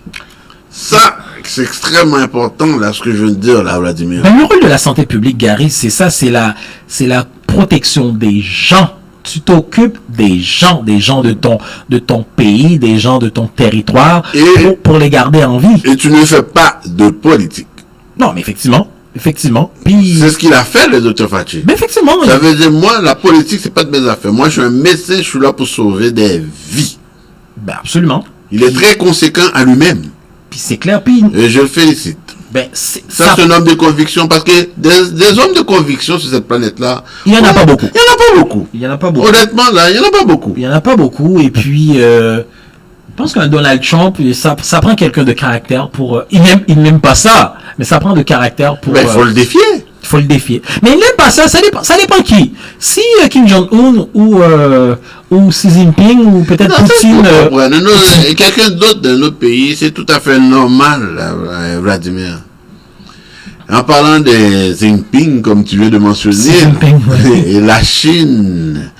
déjà est en croissance de 3,2% économiquement. Qui est très bon. Pendant ce temps-là, les États-Unis, nous sommes en train de traîner de la patte. Monsieur Vladimir, moi je me souviens à un moment donné, il y a 3-4 ans de cela, on disait que la Chine, en théorie, deviendra la grande puissance économique d'ici 2050. Est-ce que... nous sommes en 2020, puis je sais pas qu'est-ce que 2050, là, je pense que ce serait même pas... Est-ce que la Chine va attendre 2050? Peut-être numéro 1? Peut-être pas. Le dragon va... C'est que le symbole chinois, c'est le dragon. Peut-être que le dragon, il essaie d'aller plus vite qu'on avait pensé. Il a peut-être sommeillé assez longtemps, il a assez de force. On verra. Ce dragon-là, en 1820, c'est ce dragon-là qui menait le monde. Mais c'est vrai que la Chine a déjà été... le numéro 1 au monde. À cette époque-là, la Chine possédait 1/3 en termes de population de la planète entière. Donc, le dragon, il avait perdu cette force, il avait perdu cette place. Maintenant, il veut reprendre sa place. On l'a vu avec Xi Jinping. Ils sont rendus... Écoute, tu regardes Vladimir, regarde la façon qu'il est maintenant. C'est-à-dire, il se positionne comme un numéro 1, carrément. Puis, comme on l'avait dit la dernière fois, ça fait peut-être 2 semaines ou la semaine dernière, la Chine souhaiterait que Donald Trump soit réélu. Parce que si Donald Trump... mais lui, il va prendre d'avance. Bah, c'est clair. Ah oui? C'est clair. Ils vont faire des pas de géant, des bouchées doubles. Puis, honnêtement, on sait pas vraiment, là. Ça dépend. On sait pas vraiment. On sait pas vraiment quoi? Si la Chine souhaite vraiment le départ de Donald Trump. Gary, quand tu as un adversaire, s'il est un pantin, tu souhaiterais que ça sera plus un pantin qui soit devant toi que quelqu'un qui serait capable. Le mot est fort, là. Regarde. Non, mais dans la tête des Chinois, ils voient le président américain actuel comme un pantin. Bah. Ça ne vient pas de moi. Je ne fais que relater ce qui a ou réitérer ce qui a déjà été dit par en parlant de Donald Trump et la douane au Canada, en place qu'on l'ouvre le 21 juillet, on l'a repoussé un mois. Ouais, la frontière. La frontière, oui. Et le 21 août. 21 août. Puis je pense que, honnêtement, c'est une bonne chose. Regarde, l'épicentre est déplacé de New York à Miami. C'est rendu en Floride. Oui. Donc, faut faire attention. Puis, parlant de la Floride, je sais pas. C'est juste un pressentiment que j'ai. C'est que la Floride, c'est un État généralement républicain. Oh, c'est assez pivot. Mais oui, pivot, mais... Pivot quand même. Des fois démocrate, des fois républicain. Je pense que sur Obama, c'était démocrate, je pense. Je pense que non, sur Obama, c'est encore républicain. C'est encore républicain. Peut-être un des deux Obama. Peut-être le premier Obama numéro 1, peut-être, mais Obama numéro 2, c'est... on va vérifier l'information. C'est Rubio, c'est Marco Rubio qui est le gouverneur le sénateur plutôt, pardon, là-bas. Mais je ne serais pas étonné que le nouveau gouverneur floridien soit un démocrate. Pourquoi? Parce que la politique, comme on dit, c'est vrai, 6 mois en politique, c'est une éternité, mais en même temps, les circonstances changent en politique et on voit que la pandémie, la COVID-19, change beaucoup de choses dans le monde. Dans le monde, mais surtout pour Donald Trump, aux États-Unis. Surtout pour Donald Trump, présentement, ça ne l'aide pas, là. Il a dit que, tu sais ce qu'il a dit? Il a dit... le virus chinois, là, Chinese virus, le virus chinois ne l'aide pas beaucoup, là. Oui, mais il a dit que, regardez, à un moment donné, le virus va disparaître, mais pendant qu'il pense qu'il souhaite que le virus... D'ici le 3 novembre, là, ça va causer pas mal de dommages. Écoute, sa réélection. Exactement. Peut-être que quand les chiffres, parce que les chiffres ne jouent pas en sa faveur. Donc, les chiffres de décès, les chiffres des gens qui sont atteints. Puis, ce qui est bizarre, je viens de comprendre maintenant le contexte ou l'expression les États-Unis d'Amérique. Donc, c'est pas chaque État a sa particularité. À sa juridiction. Sa particularité. Donc, les États du Nord ne fonctionnent pas comme les États du Sud, les États du Sud, le gouverneur de l'Est-Ouest. Le gouverneur de New York. Ouh là là. Je pense que il pouvait se présenter comme président des États-Unis au moment que nous parlons, il allait causer pas mal de dommages. Je pense que oui. Puis c'est un homme c'est un leader. C'est un leader. On voit M. Cuomo, c'est un leader. Et regarde, les résultats sont là. Effectivement. Puis regarde, c'est justement à 0 décès par jour des fois. New York est rendu entre... Bon, faut être prudent, mais l'épicentre a été déplacé de New York vers la Floride, parce que les Floridiens sont un peu plus flyés, ne voulaient pas porter des masques. La plage est là aussi. Oui. Je regarde, quand il fait chaud comme ça, c'est pas évident, là, pour être honnêtement. Là.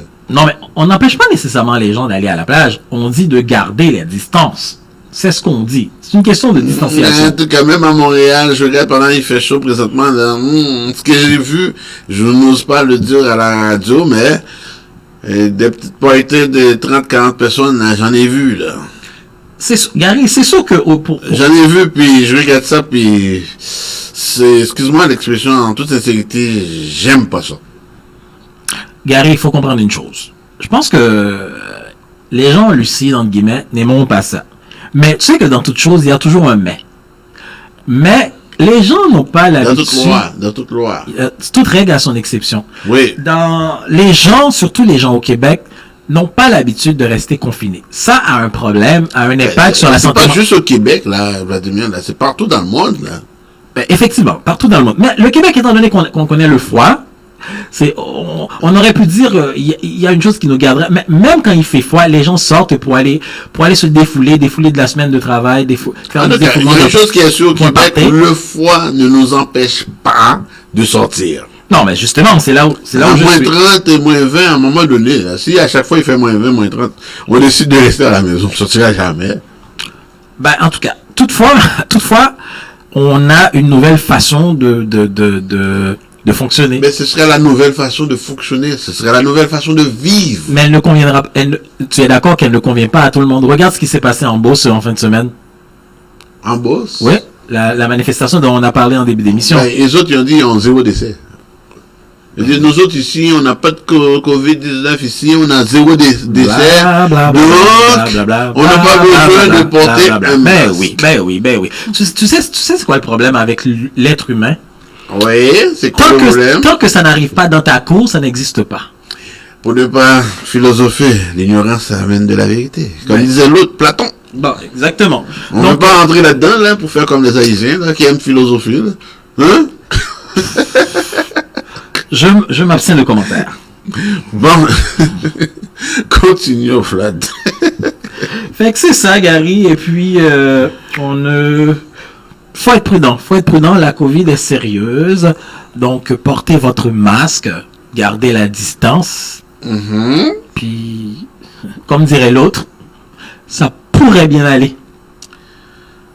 Ben, on n'aura pas le choix, ça va bien aller. Bon, ça va bien aller. Et puis, on a un chef, un comptable, François Legault. On a un autre chef à Ottawa, c'est Justin Trudeau. Et il est né, quoi, quasiment à la... Comment on appelle ça encore? Là où il habite, là. Mais on dirait que ça a changé de place. Avant, je savais que c'était le 24 Sussex, mais on dirait... C'est pas trop loin, en tout cas. C'est ce que je voulais dire. Si c'est 24 ou 10. Non, c'est ce que je voulais dire. Donc, il est né là-dedans. Ça veut dire que nous avons 2 hommes compétents. On est très chanceux d'avoir quand même 2 hommes compétents au Québec et au Canada. Donc, ceci dit que nous allons faire une petite pause publicitaire. Par la suite, on viendra avec le docteur Jean-Yvon Pierre pour sa chronique habituelle, la santé, ses richesses.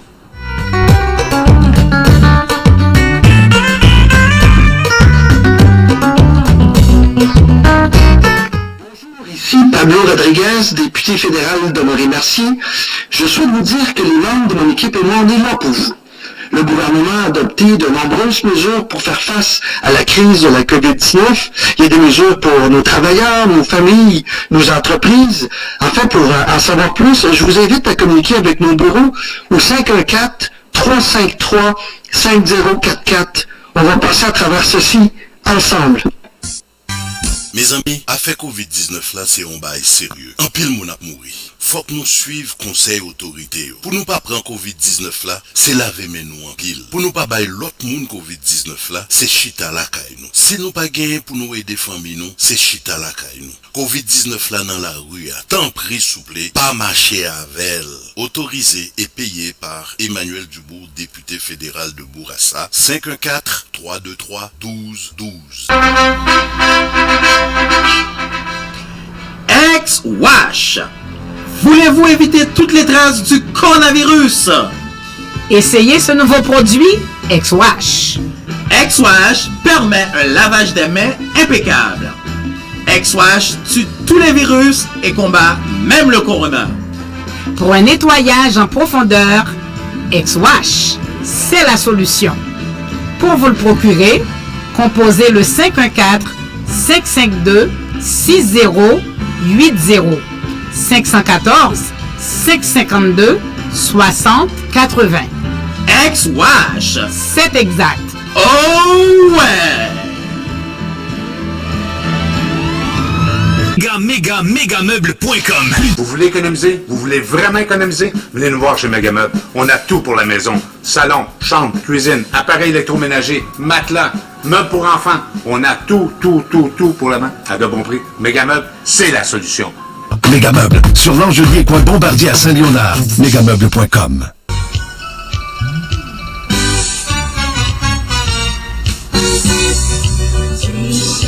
Avec Prêt Auto La Caille Facile.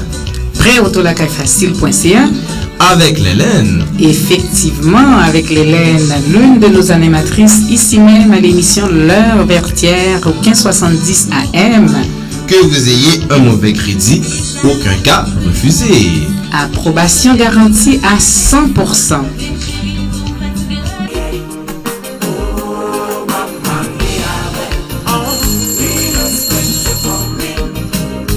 Restaurant Flap Flap, bonjour. Bonjour monsieur, avez-vous du griot? Absolument madame, c'est notre spécialité. Et je tiens à vous annoncer qu'à l'achat d'un plat de poulet ou de griot au prix régulier, vous obtenez 50% de rabais sur le deuxième plat. Waouh, c'est intéressant. Bien sûr, et je tiens également à vous annoncer que le vendredi et samedi, nous avons du lalo et ce même samedi, le bouillon consommé. Et où êtes-vous situé? Nous sommes situés au 5808 Charleroi à Montréal-Nord, près de la Cordère, en arrière du Canadian Tire, à côté du Walmart. Faites-vous aussi la livraison? Pour la livraison, ça oui madame. 514-329-7787. 514-329-7787. Restaurant Flap Flap, la cuisine authentique d'Haïti, en plein cœur de Montréal-Nord.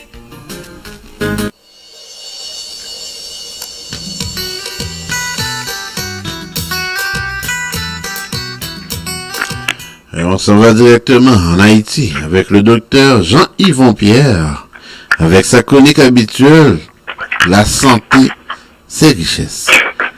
Allô docteur Jean-Yvon. Allô Jean-Dany. Allô Vladimir. Bonsoir Montréal. Salut aux auditrices et auditeurs de la radio Vertière, particulièrement les fans de la rubrique La santé, c'est richesse.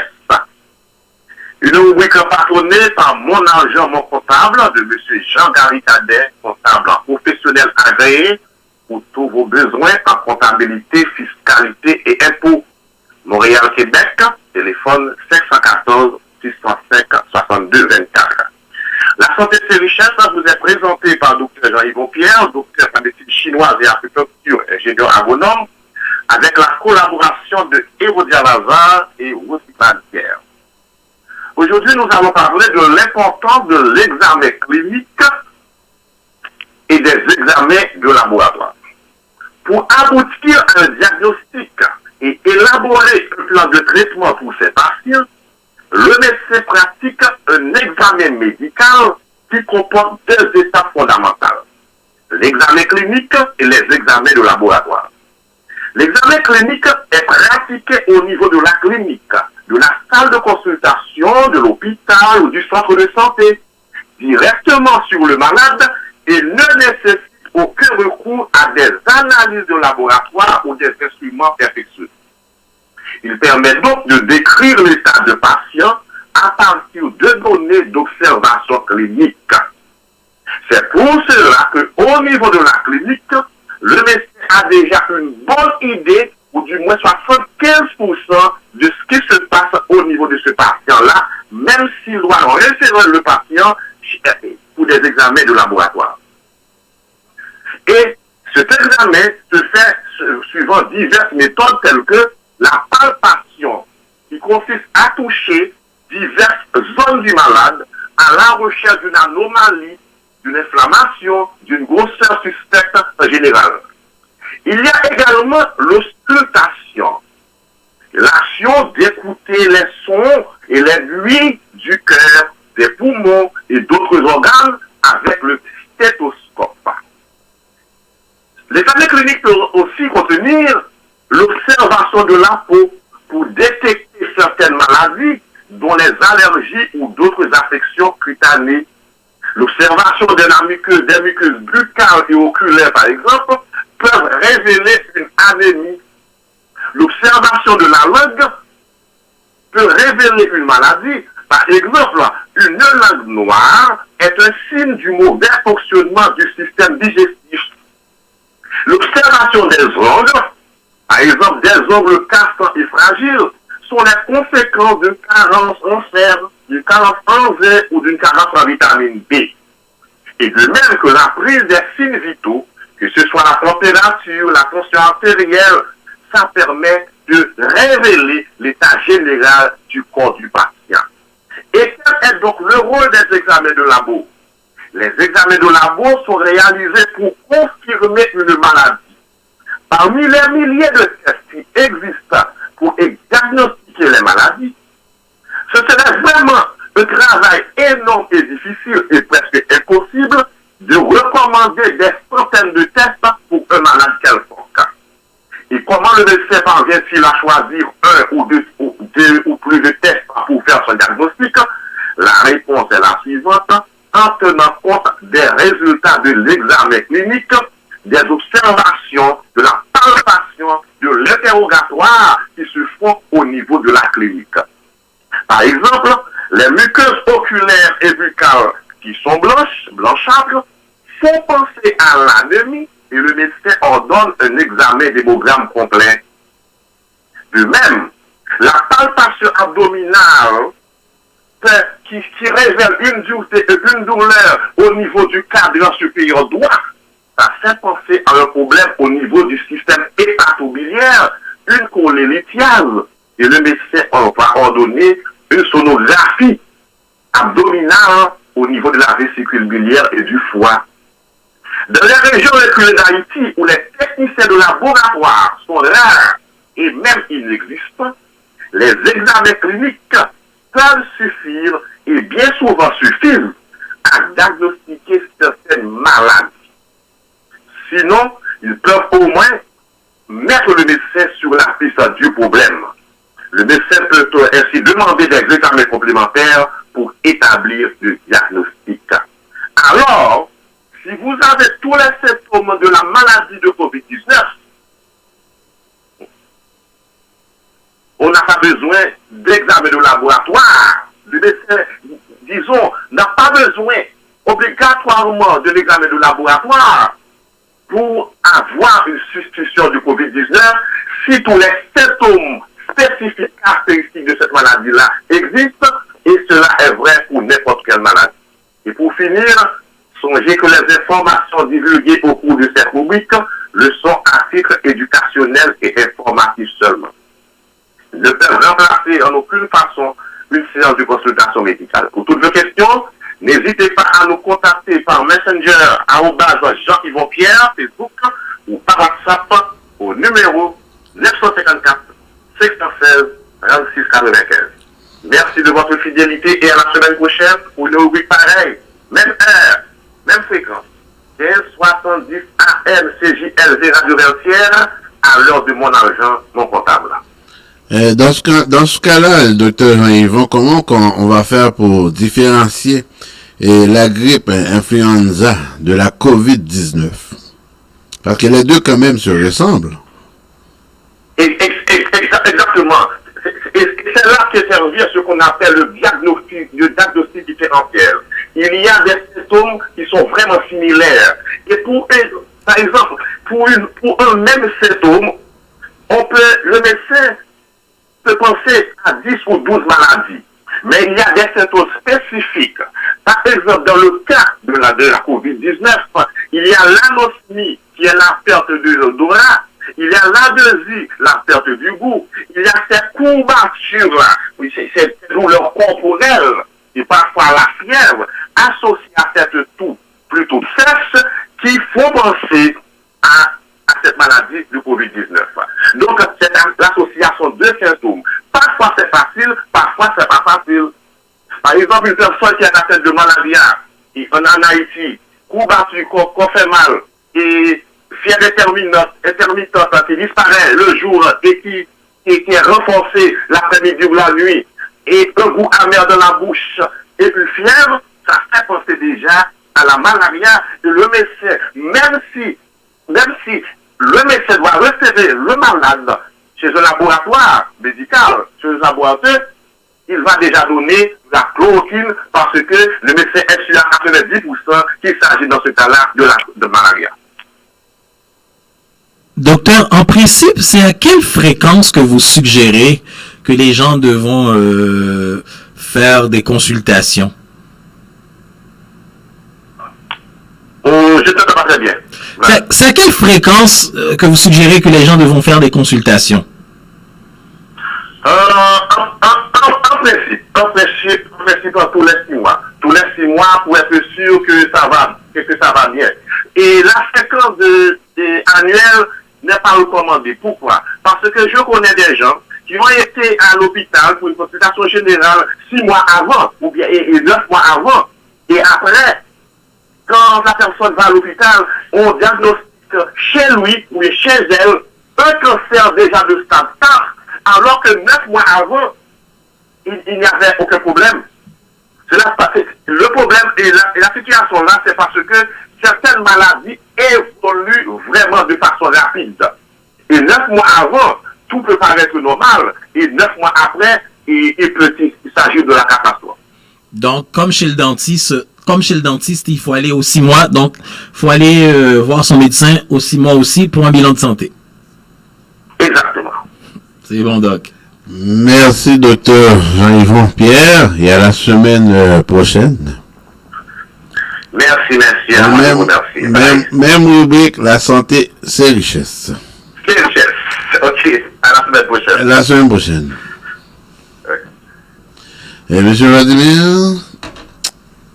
en Haïti, le dossier d'électricité, semble-t-il qu'il y a un pays ami, soi-disant, et comme disait l'autre, le professeur Anthony Georges Pierre, il n'y a pas de philanthropie en politique. Le dossier d'électricité, la Turquie, c'est quoi? Donc, le grand Erdogan, je dis le grand Erdogan, parce que je sais il règne en roi et maître dans sa Turquie natale. Il a promis d'aider Haïti sur le plan de l'électricité. Donc, on sait que le nouveau, comment il s'appelle déjà, Michel Présumé, qui est le nouveau PDG de l'électricité d'État d'Haïti, l'EDH, l'équivalent d'Hydro-Québec ici, il a annoncé, il a fait cette annonce vendredi, le 17, exactement, vendredi, que on parle de mise en place de 190 mégawatts d'énergie, donc de concert avec les travaux publics, le ministère des Travaux publics et des Communications.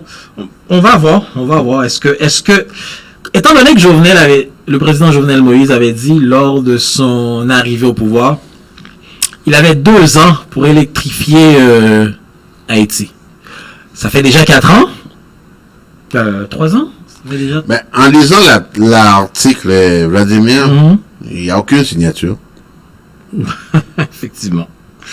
Bon, écoute, moi, ça me fait penser à une petite histoire personnelle. Mais il n'y a pas de signature. Il y a quand même Jean, comment il s'appelle? Jean Odessena qui était l'auteur, d'après ma compréhension. Mais est-ce qu'on doit donner crédit à ça, étant donné que c'est le PDG de l'électricité d'État d'Haïti qui en a fait l'annonce, peut-être de concert avec le ministère des Travaux publics? Moi, je suis un peu cet homme. Regarde là, personnellement, j'ai beaucoup de doutes. Beaucoup. On va attendre. Non, c'est clair. Vraiment, on va attendre, surtout dans le dossier d'électricité en Haïti. C'est pas un petit dossier. Non, c'est clair. C'est un gros, méga dossier. C'est clair, depuis donc, que... C'est comme des histoires comme ça, regarde là, pour dire, on va donner l'électricité en Haïti avec une compagnie de la Turquie. Oh, regarde là, je suis pas trop sûr. On va attendre. Même jusqu'à aujourd'hui, je pense que le président avait fait un tour dans le Nord, il en a encore parlé, et pour prêter une de ses phrases, il a dit: l'État haïtien est dans la phase finale de l'achat de 60 mégawatts qui seront à Carrefour. Donc, Carrefour, c'est une ville dans le département de l'Ouest, un peu plus vers le sud, un petit peu plus vers le sud de Port-au-Prince, Carrefour. Il a parlé d'achat de 60 mégawatts. Il a dit: nous avons déclaré d'utilité publique un terrain qui se trouve entre la centrale et le terminal de Thor pour installer les 60 MW avec 2 turbines à gaz. Honnêtement, j'attends pour voir. Moi, personnellement, et Vladimir, en 2013, j'ai été en Haïti dans un dossier d'électricité. Et c'était comme transformer la poubelle, l'eau de mer en électricité, les déchets en électricité. Et puis, j'ai été avec une compagnie, personnellement. Et puis, durant la soirée, quand j'écoutais ça dans les nouvelles, je te jure, j'étais en Haïti, j'écoutais ça dans les nouvelles. C'est comme si que demain matin, on va donner de l'électricité. Or, personnellement, je savais qu'il y avait vraiment rien. Est-ce encore la même histoire qui se répète? De la poudre aux yeux. Écoute, on va voir. Moi, mon plus gros problème, c'est que Haïti, c'est une terre qui est entourée d'eau. Donc, c'est une île. De tous les côtés. Donc, entourée d'eau, puis à plusieurs rivières, à plusieurs possibilités de... Il y a Trois-Rivières, je pense que c'est comme Trois-Rivières, ça passe un petit peu quasiment dans tout le pays. En tout cas, dans le nord-ouest, ça pas de paix, il y a Trois-Rivières. Gros-Monde, il y a encore Trois-Rivières. Puis, arrivé quasiment jusqu'en République Dominicaine, là, c'est ma mémoire est bonne, là. Ben, par la rivière Grise, rivière Grise. Moi, ma difficulté, c'est que je ne comprends pas comment qu'une terre d'eau, on a encore de la difficulté à donner de l'électricité. Depuis l'histoire qu'on a enlevé les contrats des mains de Dimitri Vorb, qui lui, depuis ce temps, il fait beaucoup de live sur Facebook, sur les réseaux sociaux. En tout cas, je me croise les doigts. J'ose espérer, même si que la Turquie aura quelque chose en retour, parce que comme le docteur l'a dit, il n'y a pas de philanthropie, puis Anthony Georges-Pierre. Oui, Anthony, le professeur, voulais-je dire. Puis feu Bernard Landry, ancien premier ministre du Québec, avait dit une parole semblable. En politique, les nations ne se font pas de cadeaux. Mais moi, j'ai hâte que l'histoire de l'électricité en Haïti se résolve. Ça, c'est banal, là. C'est comme besoin de manger. Nous sommes rendus là. Effectivement, ça fait partie des besoins primaires. Honnêtement, les besoins de Maslow. Ça fait partie du premier niveau de l'échelle de Maslow. C'est un besoin primaire. C'est un besoin primaire. Puis, ça peut plus continuer comme ça, à vivre dans le noir. Tu sais pourquoi surtout que j'arrête une fois pour toutes, là, Vladimir. Tu sais pourquoi surtout j'ai hâte? Peut-être qu'avec l'électricité, 24/7, 24 sur 24, 7 jours par semaine, qui est tout à fait une chose normale. Peut-être les histoires de crimes, peut-être ça va être moins fréquent. Ou peut-être on pourra, un bandit, on aura peut-être l'opportunité de le saisir, de lui mettre la main dessus. Tu sais quoi, Vladimir, cette semaine, qu'est-ce qui m'a surpris comme article? Quand j'ai vu que Haïti s'en va vers une dépénalisation de l'avortement en Haïti, moi je pensais que c'était réglé cette affaire-là. Ça veut dire une femme qui veut se faire avorter, théoriquement, cette femme-là n'a pas le droit en Haïti. Maintenant, on s'en va vers ça. J'avais parlé. Pour moi, je savais même pas que ça existait. Je te jure, toutes ces états d'autres franchises, je pensais que ça existait déjà. Hier, j'ai reçu un coup de fil. J'ai parlé un certain temps avec un ami qui a voulu faire de quoi en Haïti, surtout avec les jeunes. Félix, si tu m'écoutes, salutations. Il a soulevé un point que j'ai trouvé qui était intéressant. Il a dit, il y a certaines lois qui, en Haïti, n'ont jamais été, qu'on n'a jamais revues depuis. Entre autres, la loi pénale. Donc, le code pénal qui existe depuis plus de 150 ans, d'après ce qu'il m'a dit, il y a certaines choses qu'on n'a jamais revues. Ce sont des lois qui n'ont pas été on n'est pas trop loin de Boyer, là. Genre, un petit peu plus loin de Boyer. Après Boyer, là. Parce qu'Haïti a 217 ans, un petit peu plus après Boyer, je sais pas, je connais pas vraiment la liste. Peut-être qu'il est mieux préparé point, là, après Boyer, je sais pas peut-être plus vers la fin de Boyer, mais regarde, je comprends certaines choses. Avec le retour du professeur, exact. On sait qu'actuellement qu'il est malade. Dans tout pays, il faut se rappeler qu'il y a une chose. Faut prévoir la protection des minorités, entre autres. Bon, c'est sûr qu'il y a l'affaire de mariage gay, de ci, de ça, qui bat son plein aussi. Même là encore, en Haïti, là, actuellement, oui, on en parle aussi, là, maintenant. Là-bas, bon, on parle de la position de certaines églises. Là encore, c'est un autre débat. On n'aura peut-être pas le temps de faire ce débat aujourd'hui. Mais il faut mettre à jour les lois. Donc, plusieurs personnes ont voulu que le président actuel fasse des décrets. Il y a certaines choses qui méritent d'être revues. Est-ce que il doit le faire par décret ou bien c'est sûr utiliser cette fameuse chambre qui n'a jamais voté de loi comme telle? C'est sûr que c'est toujours mieux quand ça a l'accord de l'exécutif pour que ça devienne une loi. Mais en l'absence, je pense que temporairement, il y aura toujours des décrets qui peuvent être mis sur pied par le président. Est-ce qu'on peut toujours gouverner par décret comme ça? Est-ce que, en termes de démocratiquement, est-ce que ça a du sens?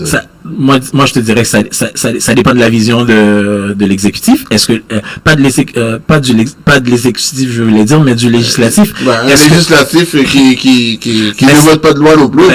On n'avance pas plus non plus. Là. Un législatif, des députés, des sénateurs qui ne pensent qu'à avoir de l'argent pour voter, pour appuyer tel ministre ou suggérer tel ministre, c'est pas bien mieux non plus.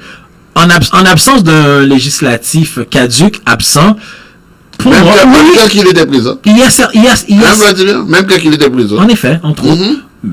Pourquoi ne pas, si ça peut apporter un semblant de soulagement ou un semblant de bon sens, pourquoi ne pas voter des décrets? Bien que je trouve que à force de décrets, ce n'est pas toujours la bonne chose, mais il y a toujours un mais. Quel est le rôle de l'institution gardienne du pouvoir qui surveille le pouvoir, à savoir le législatif? Quel est son rôle?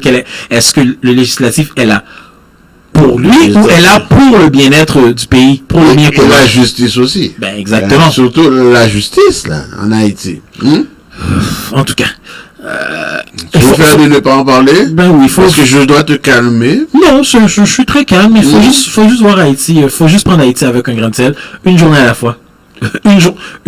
Avec Haïti, c'est une journée à la fois. Tu sais que moi, quand j'arrive quelque part dans un petit barbecue, puis les gens commencent à suggérer Haïti, voilà le problème de ce pays-là, et c'est un problème d'agriculture, c'est un problème de justice, le problème d'éducation.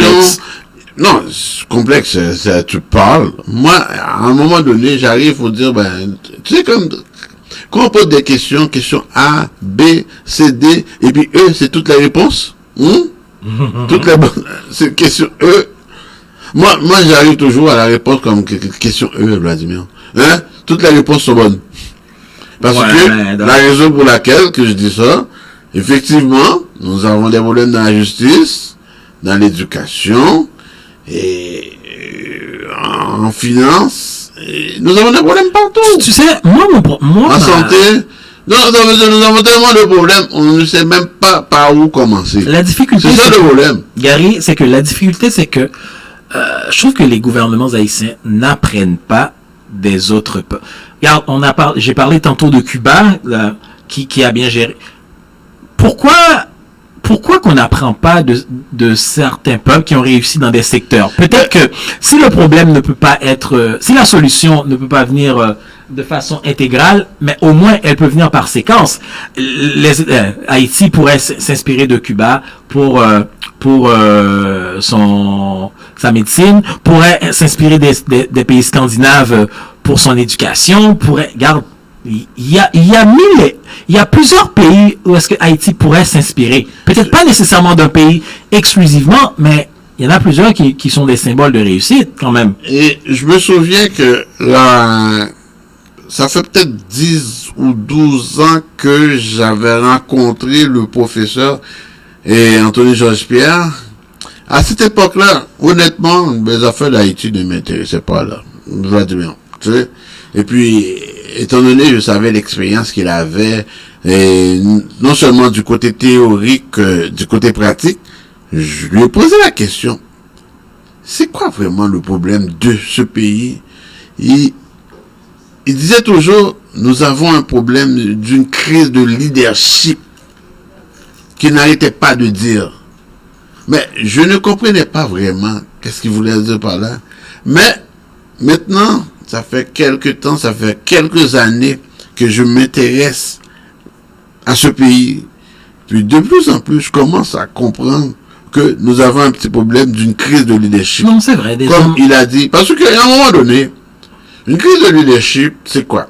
C'est comme quand on est président, il faut prendre des décisions. Il faut prendre des décisions.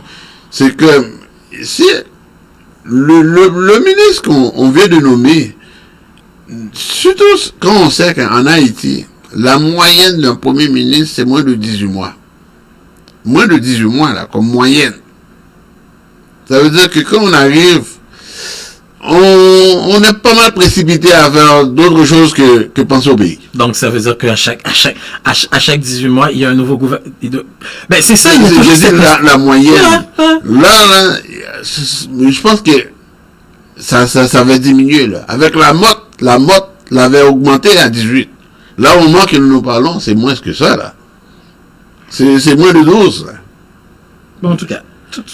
J'ose espérer, comme en Afrique, comme il y a des jeunes Africains qui commencent à se réveiller, que les jeunes Haïtiens vont se réveiller aussi pour le bien-être de leur pays. Parce que ils sont jeunes, là, c'est comme ça prend les leaders. Les leaders, là, ça prend on va commencer par le président. Ouais, mais regarde, il y a la personne à qui j'ai parlé hier, comme je t'ai dit, m'a fait.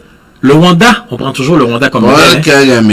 Regarde. Ton fameux Paul Kagame. Non, mais ça, c'est un homme. Regarde, les Rwandais sont fiers de leur Rwanda. Ça fait pas longtemps, Gary. Ça fait juste 26 ans depuis qu'il y avait eu aussi simple que ça. 800 000 morts. Vladimir, aussi simple que ça, le professeur a raison. Ça prend un leader. Quelqu'un qui pense, pas juste un leader qui pense au pays. Non, il peut y avoir des leaders, mais qui ne pensent pas au pays. Non, quand je parle de leader, là, je pense à un vrai leader, là. Je pense pas qu'un leader qui veut être président, qui veut être ministre, et puis pour remplir sa poche, là. Comprends ce que je veux dire? Je parle d'un vrai leader. Monsieur Vladimir, les salutations habituelles. Salutations à tous nos auditeurs et toutes nos auditrices. Willy Lebeau, Tati Celo, bonjour. Early dans ton patelin. Joyce. Toute notre gang, toutes nos dames. Bon, est-ce que je te laisse saluer, le retour de Miss Lady Rain tous les dimanches de 11h à midi.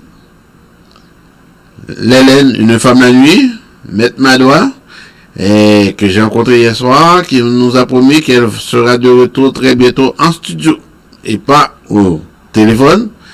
Et Madame qui est en vacances. Tête à tête. Cœur à cœur avec Stéphanie Casimir.